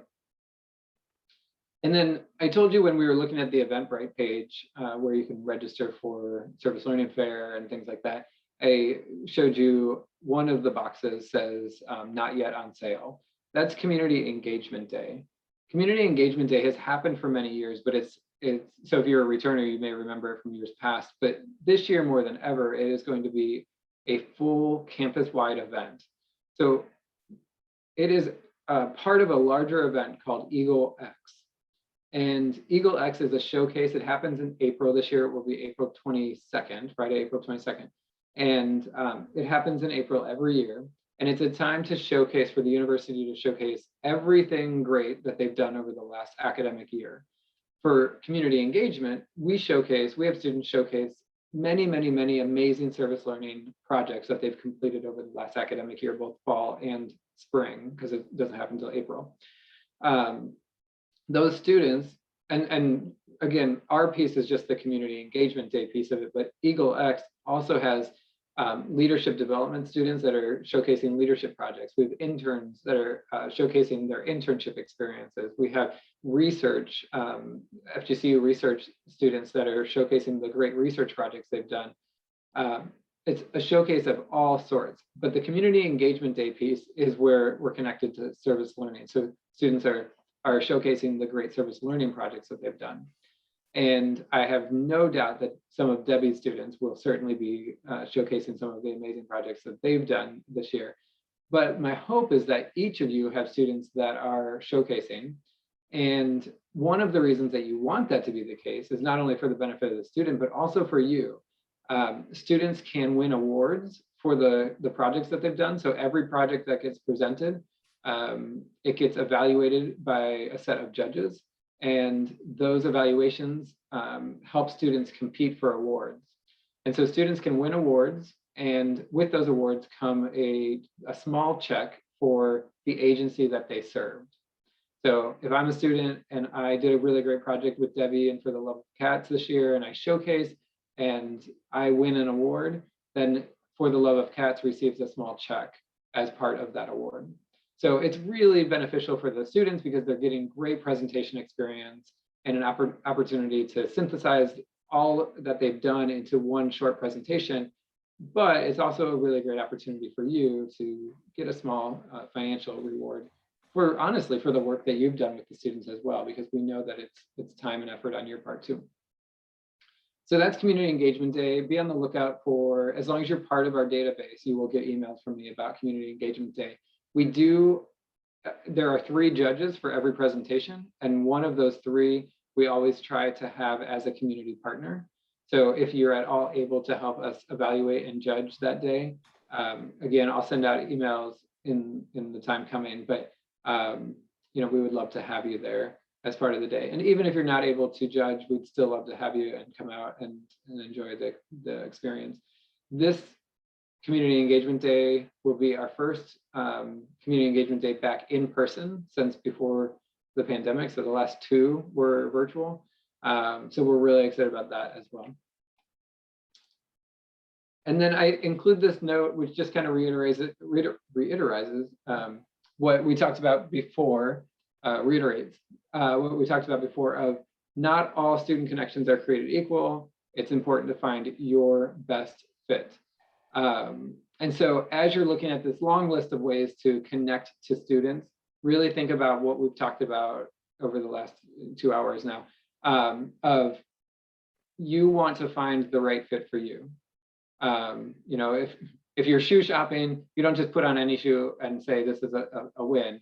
You got to really find the right fit for you. And that is determined by what your needs are. So you may be totally fine with a student who has a very short-term commitment and they don't plan to work with you very long. You may be fine if all you need is help getting ready for your gala one Saturday afternoon.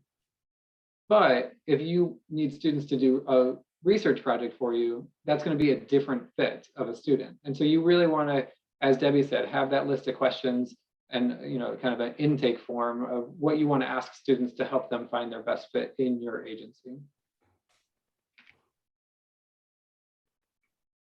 And then just real quick, a couple of things that are important for after you've been working with our students. Move my box here so I can see. We do ask, because it's a graduation requirement, if students serve with you and they have these great experiences, but their hours don't get verified, it never goes on their record. So you really want to make sure that every time you work with students that you're reminding them to track their hours in the system. And you saw on our website where that first big green button right at the top of our website is where they can go. If they ever say to you, well, I don't really know how to do that, they can always email us or call us or stop into our office. But you know, everything they need to know is accessible on our website when they click that track hours button. But discuss it together and give them a deadline. I encourage this, I highly encourage this.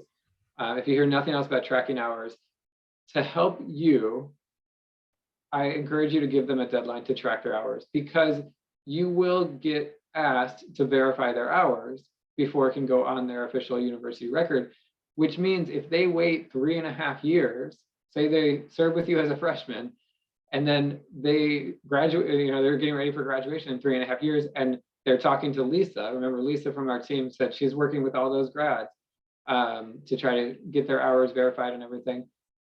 If they're talking with Lisa and they say, well, I did these hours with the Historical Society, but I did them 3 years ago. Well, Lisa's going to be calling Vicki saying, hey, do you remember Joe Smith from 3 years ago? And you might not remember them. And so, or, you know, maybe it's at an agency where the person they served with no longer works at that agency, they work somewhere else. Whatever the case may be, it's really difficult on you to go back and find records from 3.5 years ago. But if you give them a deadline, they are far more likely, like any of us, we're more likely to take action when there's a deadline.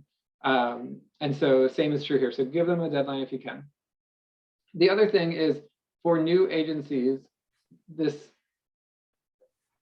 sometimes is obvious, but hopefully it's helpful to just state, you need to have a tracking system to track their hours, so that when you get an email that says Joe Smith says he did 9 hours with you, is this true? You know confidently whether Joe Smith did 9 hours with you or not. So you need some way to know that. If they're working virtual, you can still have them clock in, clock out, or send you a weekly time log that says, from 10:30 at night to 12:30 at night, I worked on their social media. Whatever it is, you can dictate to them how you need those hours tracked, so that when you get the email asking them to verify those hours, asking you to verify those hours, you feel confident that you are in fact clicking yes or no correctly. Remember that this is a graduation requirement, and you are the verification for whether they did their graduation requirement in that sense. So if you're unsure, please don't take a guess. Work with us. We can kind of look back through things and try to piece the puzzle together a little bit. But just like you don't want to guess, did they in fact take this math class or this history class or anything else, we also don't want to guess as to whether they in fact did 9 hours or not. We want to be very sure because it is a graduation requirement. The other thing that we really ask is that you communicate the names of the students back to us so that we can follow up and help them remember to track their hours and follow up with them. We also encourage them to go to a workshop afterwards. Anytime they serve, there's some opportunities for them to dive deeper into the work afterwards. So you can send us the names. You can always send me the names. If you just do it, you know, if you are frequently like, you know, a food bank or somebody who's using our students every day, you can just send me a list once a month or whatever works best for you. But we do want to be able to follow up with those students. The other thing is, if you submit into our form that I was showing you before, and then we post it, we do automatically, Jonathan actually once a month sends out a survey to you that says, hey, you engaged with our students at some point in the last month. Could you please fill out this information about that experience? And one of the questions in there is who actually came and engaged. And so you can put it in that form as well. Any questions about these pieces around tracking hours or getting names or anything like that? Again, there's no login that you have to do, which is fantastic. All you do is you get an email that says, is this accurate? And you just click yes or no. If you click no, if it says John Smith says he did 9 hours, is this true? And you look and your records indicate John Smith did 4 hours, not 9 hours. You can click, you can put a comment in that says, no, he did 4 hours, he didn't do 9 hours. That way we can just adjust it. If you just click no, it closes the whole thing out. You can also email me and say, hey, John Smith just sent me an email, or I just got an email about John Smith and here's the situation. So that's always helpful. I see a question, if the students and coordinators create a logistics account, they can log hours on their own as well and sign up for opportunities. Yes, it won't connect to their graduation requirement or anything internal to FGCU, but certainly on the school side, that helps. And then Jane says, there are ways to track an existing volunteer tracking programs if you have something like that established. Yeah, great recommendations, Jane. I originally asked a question. I'm Jordan with the Alliance for the Arts, watching with Danielle, but I had asked the question if anyone had any good resources for tracking hours, because that's something that we are looking at revamping, because it's been a little sporadic around here about different people doing it different ways. So I wanted to see if anyone had really great ways that are tested. And these are really great options to choose from. So thank you, everyone. Good, thanks. Yeah, I'm slowly scrolling up, seeing the rest of that. Thanks. This is Amanda. Oh, go ahead. Oh, sorry. I was going to answer Danielle's question. So we started using this program called Little Green Light, and we absolutely love it. It tracks our donations. It tracks our volunteer hours. And so it's really simple, because when they send that email, I just look the name up and it tells me exactly the day they worked, how many hours, and the tasks that they completed. So we're really happy with it. It was fairly inexpensive. Great. Thanks, everybody. And this is part of what I know everybody always gets a lot out of, is sharing resources, sharing ideas, sharing thoughts. Eileen, go ahead. Sorry, could you repeat the name of the software system? Sure. It's called Little Green Light, and I can put the link in the chat box. Wonderful. Thank you. The website. Excellent. So a couple other notes as you're, or I should say after you're doing service with students, is to follow up with the students yourself.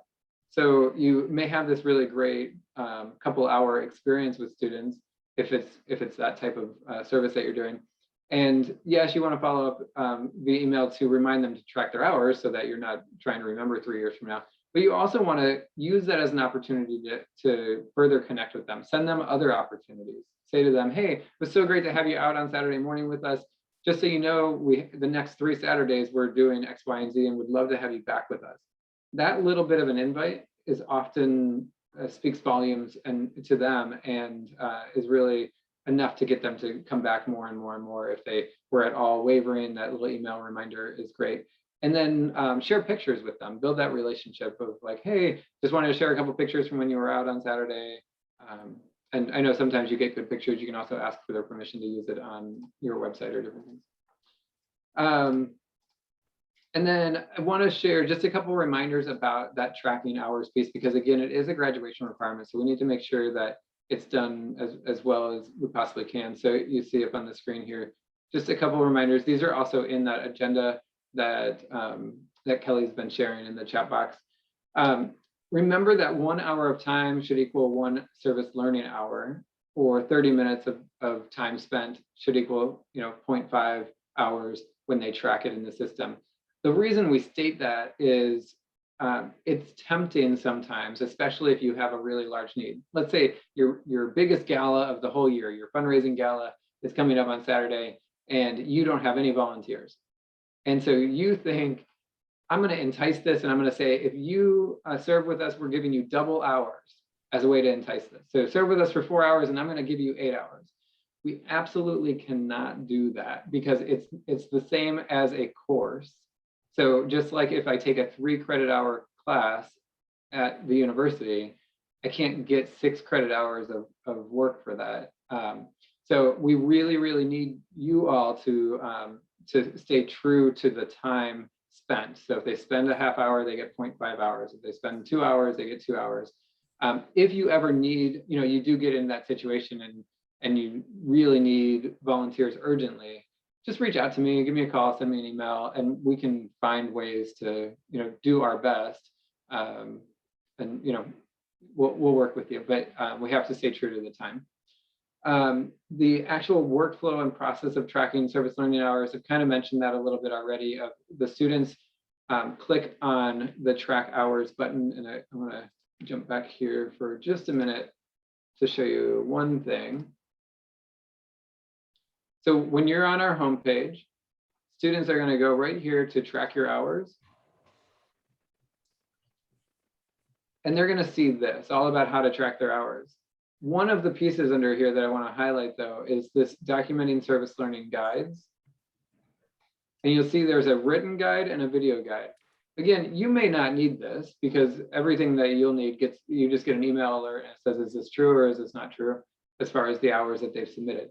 But if students are ever working with you and they seem confused or they need a guide or they need some hand holding, you can point them back to the website and say, hey, click that track your hours button.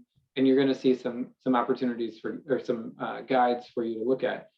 I also love to show community partners this written guide because, pull this onto our screen here, because I think it helps you all understand what students are going through as they go through this process. So you'll see the first step for a student is to actually secure a service learning partner. And this links to that database that I showed you. And then they should submit the service partner for approval in Eagle Service Network. So they should technically be submitting you as a partner for approval in the system with the university before they actually go out and serve. Because we don't want a student to go serve at an agency or an organization thinking it's a nonprofit and then find out later that it's actually a for-profit or a government agency. So they should submit their partner, then they should go out and serve, and then they're going to submit their hours. So what that looks like is, if I'm working with the Estero Historical Society, I'm going to put them in here for approval. I'm going to get approved. Kelly actually on our team approves those. I'm going to get that approved. When a student submits it for approval, in this case, Vicki would get an email that says, John Smith says that he's going to partner with you this semester. And it says in the email, there's nothing you need to do at this time. So that means they completed step 2. If you have not gotten that email, it means they didn't do step 2 yet. Then they're going to serve with you.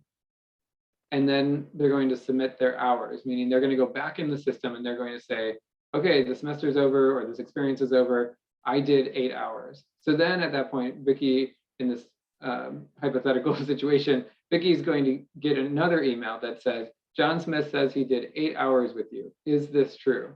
All Vicki has to do, she doesn't have to log in, she doesn't have to do anything other than click yes or no.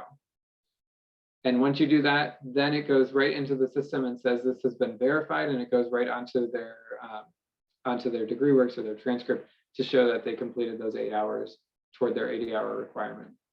So yes, sometimes students serve and then they submit their partner and then they submit their hours, which means you could get back-to-back emails, one that says the student is going to work with you, and then one that says he or she did work with you, and they say they did 8 hours.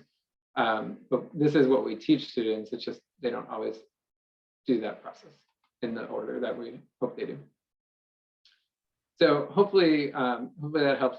Any questions about that process?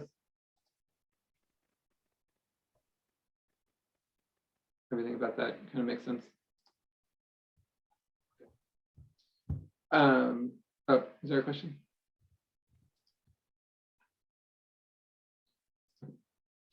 Let me go back to our screen here.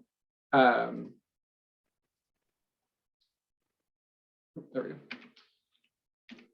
So that's the workflow process. And then I mentioned in that process what the student's role is versus what the community partner's role is. Again, you're really just verifying the hours at the end.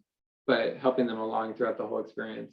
And then we talked in the beginning of our time here this morning of what to expect during heavy communication times, or when to expect heavy communication times. And that's at the beginning of each semester now. It used to be at the end of each semester. Around graduating seniors, you're going to get a lot of those emails if you've been working with a lot of our students. If you've only worked with 2 of our students, you should only expect those two emails, and that'll be it. I mentioned the earlier deadline, and we are doing a lot more to help really encourage students to track hours on campus more frequently. We talked about all of that. And then our last little chunk here is just next things to do. So if you have not joined our community partner database, make sure that you do that. That's really the way you're going to stay in the loop with communication. You're going to get emails from us, and you'll be able to sign up for things like our service learning fair. Make sure that you post opportunities in the service learning opportunities database that I showed you. The more opportunities you share, the more that our students will know who you are, and word of mouth. I hear this all the time from community agencies. Word of mouth is the best way to get more and more students on campus or serving with you from campus. So I'm sure Debbie can attest that, you know, she just came on with us a couple months ago, and just from word of mouth, they get a ton of students as well. And then just remember to send me any students maybe that you've already been working with, any names and emails, and then in the future, any additional students, and then just to register for upcoming events like the spring service learning fair that's already open, the Soaring with Service. If you are interested in the Soaring with Service opportunity for homecoming and you want a table out on the big library lawn during that event, and you have opportunities, so remember you need to have like a good list of opportunities for students, just let me know and we'll get you connected to that. And then the community partner workshop on March 16th. And then I'll be sending more information about all of this in email, so I won't let you forget it.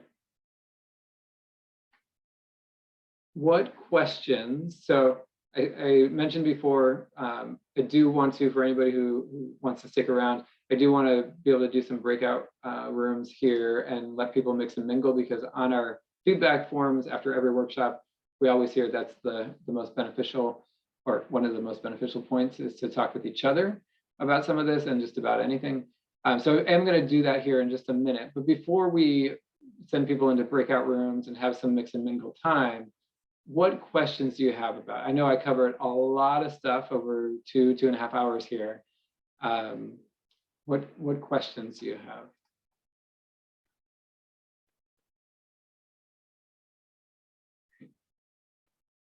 And Kelly, do you happen to have the questions up from the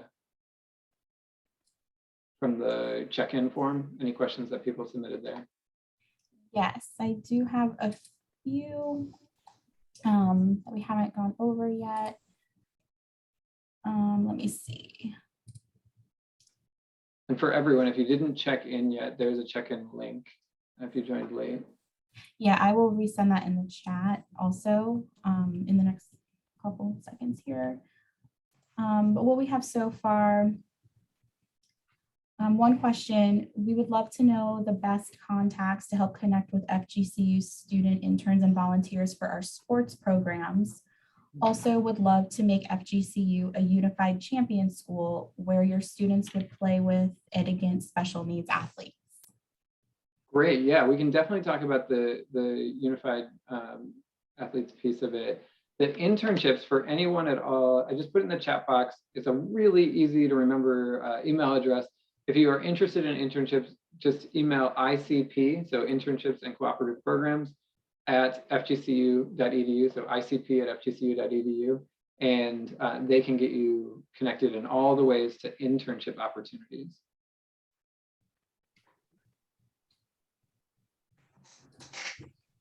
Any other questions, Kelly?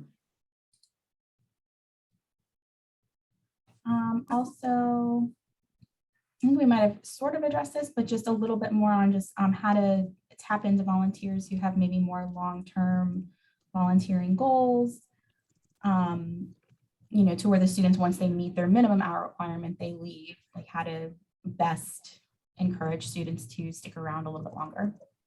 Yeah, it's two things really. It's the relational piece. So, connecting with them relationally. How are you doing and why are you interested in this? And sharing your expertise. Everybody is an expert in something.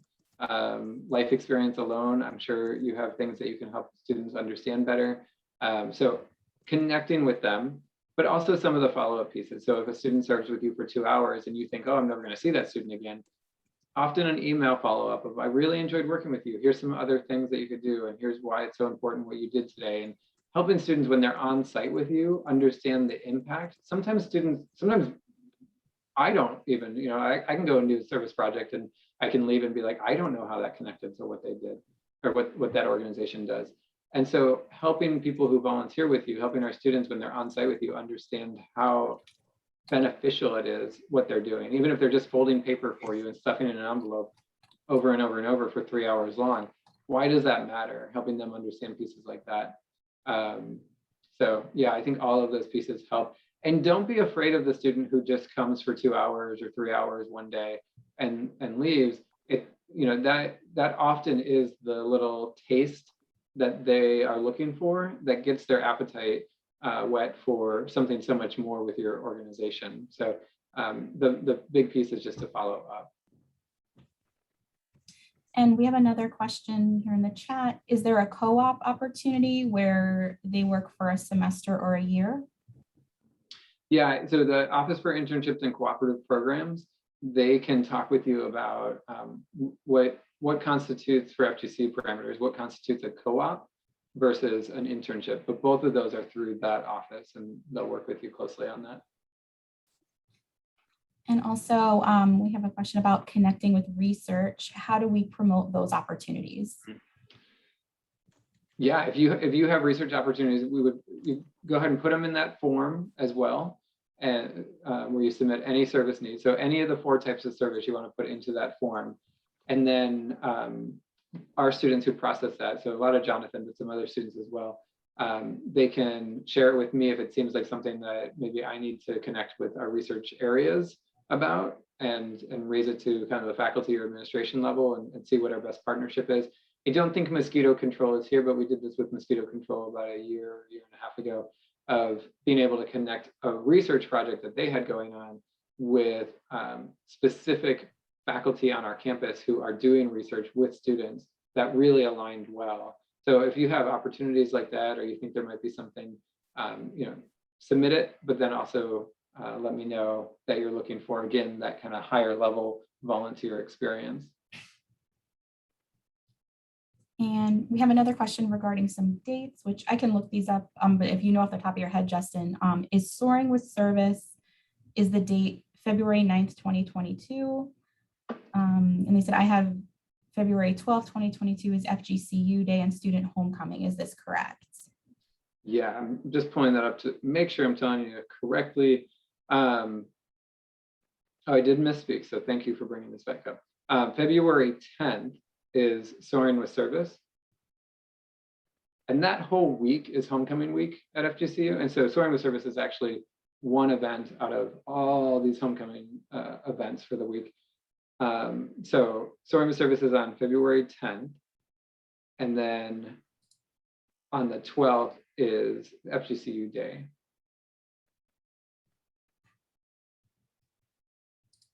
Great question.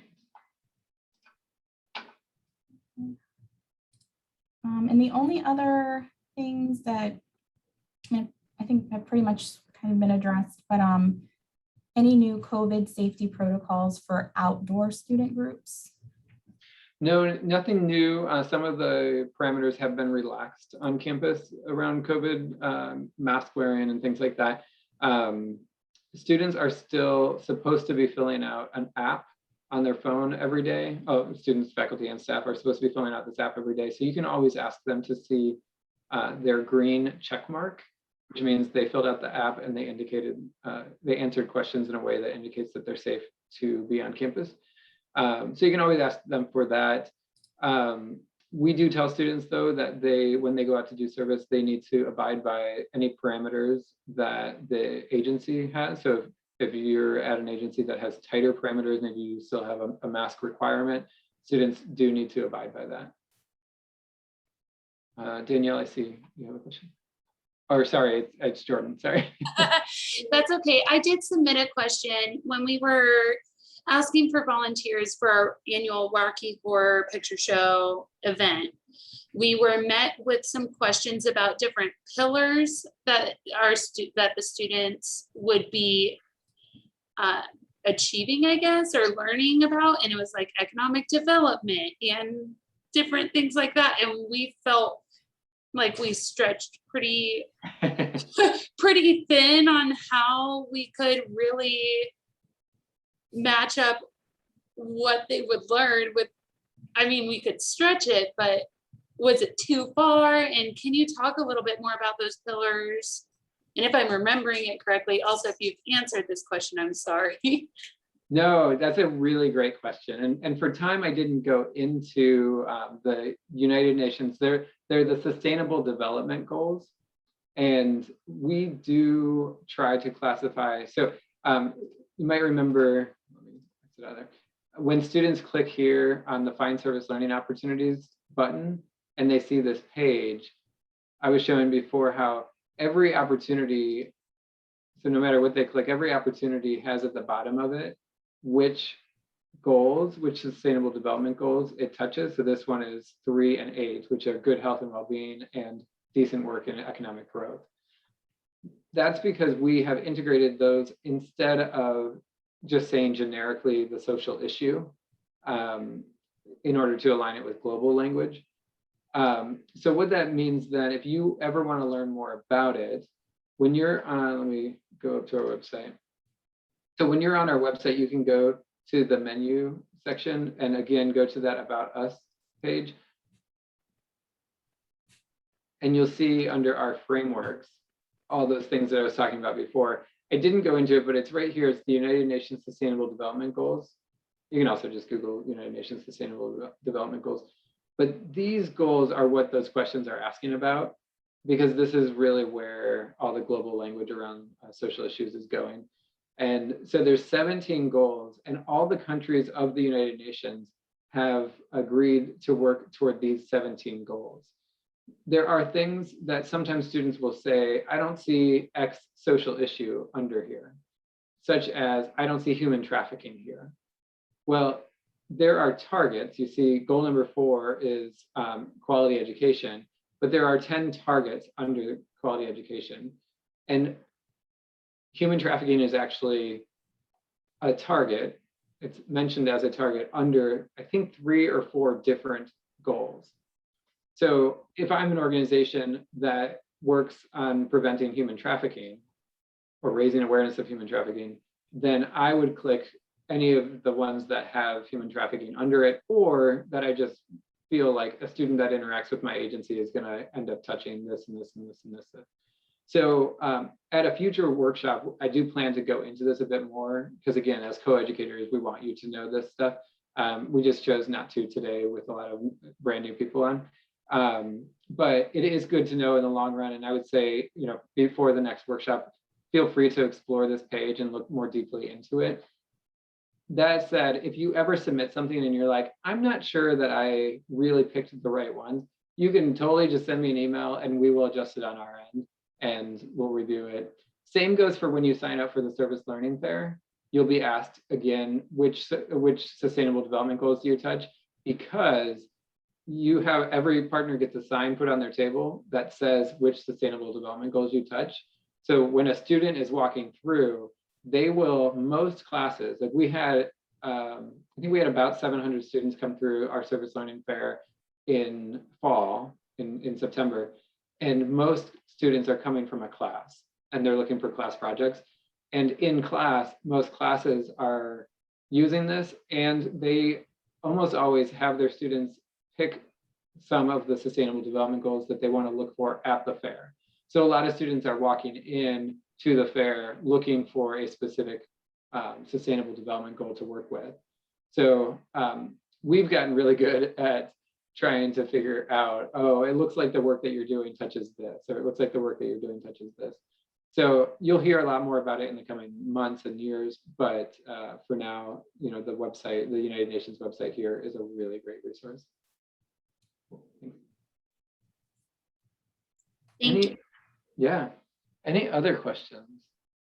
These are And great. we have another question in the chat.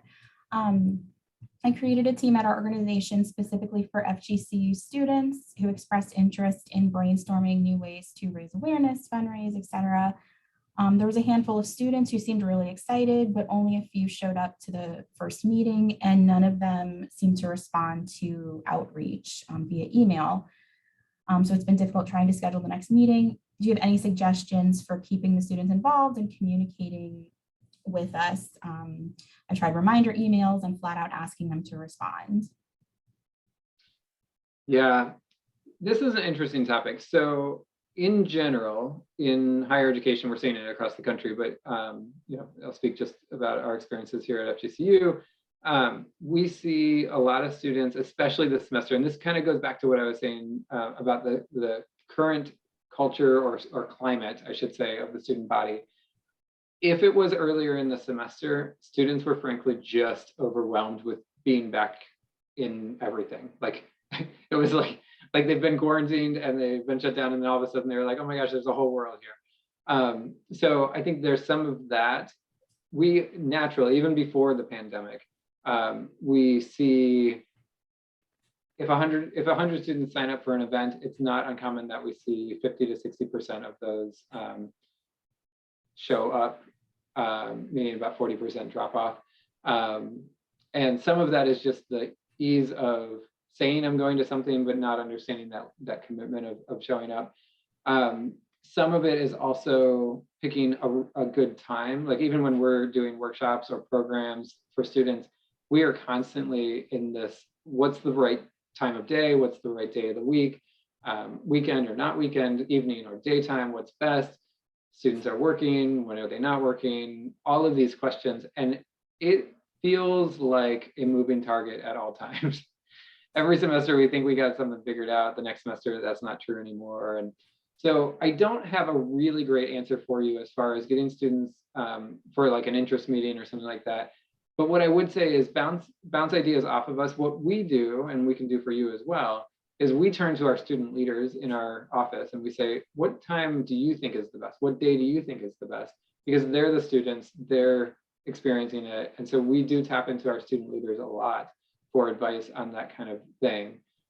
I will also say there's this funny thing about Zoom where everybody says they don't want it, but we have gotten better turnout on Zoom things for a while than we did in person. It's starting to shift. You know, a lot of students were like, oh, I want in person again. Come August, you know, when we were back in August and September, a lot of students were anecdotally, they were, you know, we want things in person, we want things in person. But then every time we had something over Zoom, we got a good turnout. And when we had something in person, we didn't. And it wasn't matching. Some of the survey results are starting to shift now, where I think it was just a learning curve again of, oh, if I'm going to something in person, I have to leave 30 minutes early because I need to drive over there, or I need to park my car, or I need, you know, or it would pop up on their phone as a reminder to go, but they were like, well, I don't really want to get out of bed. Where if there was a Zoom option, they would often log in. So we have been doing a lot of things hybrid and trying to do that whenever possible, so that if there is someone that we would have caught virtually that we lost because of doing it in person, we at least still have that Zoom option. Sometimes that means a little more work, but we're just trying to meet students where they're at, and it's a moving target. So I know that's not like a really good solid answer, but it's a little bit of a shifting situation every day. I think for all of us, I mean, even working with you know, community partners and faculty, I think we're all kind of in that similar boat where people say they want one thing, but then the reality doesn't play out that way. And so we're just kind of still learning students and what they want right now. Sorry, I don't have a better answer for that. And we have another question. If we cannot attend the service learning fair, is a virtual option offered? Could our video be shown to students attending the fair? Yes. So just like I was saying here right now, or even a little bit earlier, we are trying to hold on to the good things that came out of the pandemic and wash away everything else. So one of the good things was that we, during the pandemic, did our service learning fairs completely virtually, and we showed pre-recorded videos from all of our partners. Our students loved that. We have a lot of students who work 2 or more jobs and also go to class, and going to the service learning fair is really difficult. And many of them have to go for class. And so pre-recorded videos are really, really helpful. So we have kept that, meaning students can come in person. And like I said, we had about 700 come in September in person, but we also put together a list of pre-recorded videos from agencies. And one of the reasons that our students love that is they can see, we encourage you when you do a pre-recorded video to walk your space. And honestly, it can be as straightforward and as simple as you turn on your phone and you create a video of you walking through your space and talking at the same time. I think someone did that so well, and I'm trying to remember the name of the agency. I'm looking through, but someone did that really well, and literally all she did was turn on her phone, introduced herself, and then said, I'm going to give you a quick tour, and while we're touring, I'm going to tell you all the areas you could volunteer in. It was 3 minutes long. Students don't want a long video. They just want quick. They want to see what they're going to volunteer in. They want to know who they're working with and what they're going to be doing. And that's also where you can verbalize some of the types of service. Like, hey, if you're looking for direct service, you're going to be handing food to people every Tuesday and Thursday at noon. Come and help us there. If you're looking for indirect service, we need help, answering phones and emails. And if you're looking for research, we have project ideas for you. Contact us.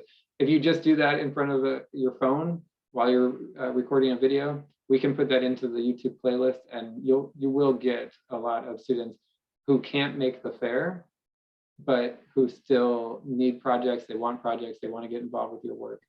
Yeah. Do you have any example videos that we can share posted, or can they go to the YouTube channel or the link there? Yeah, and I'm going to pull it up here as well. But on our FGCU Service Learning YouTube, you will see playlists, and under our playlist, you will see Service Learning Fair playlist. Let me see if I've got it right here. Yes. So I'll put the link here in the chat box so that you have it. But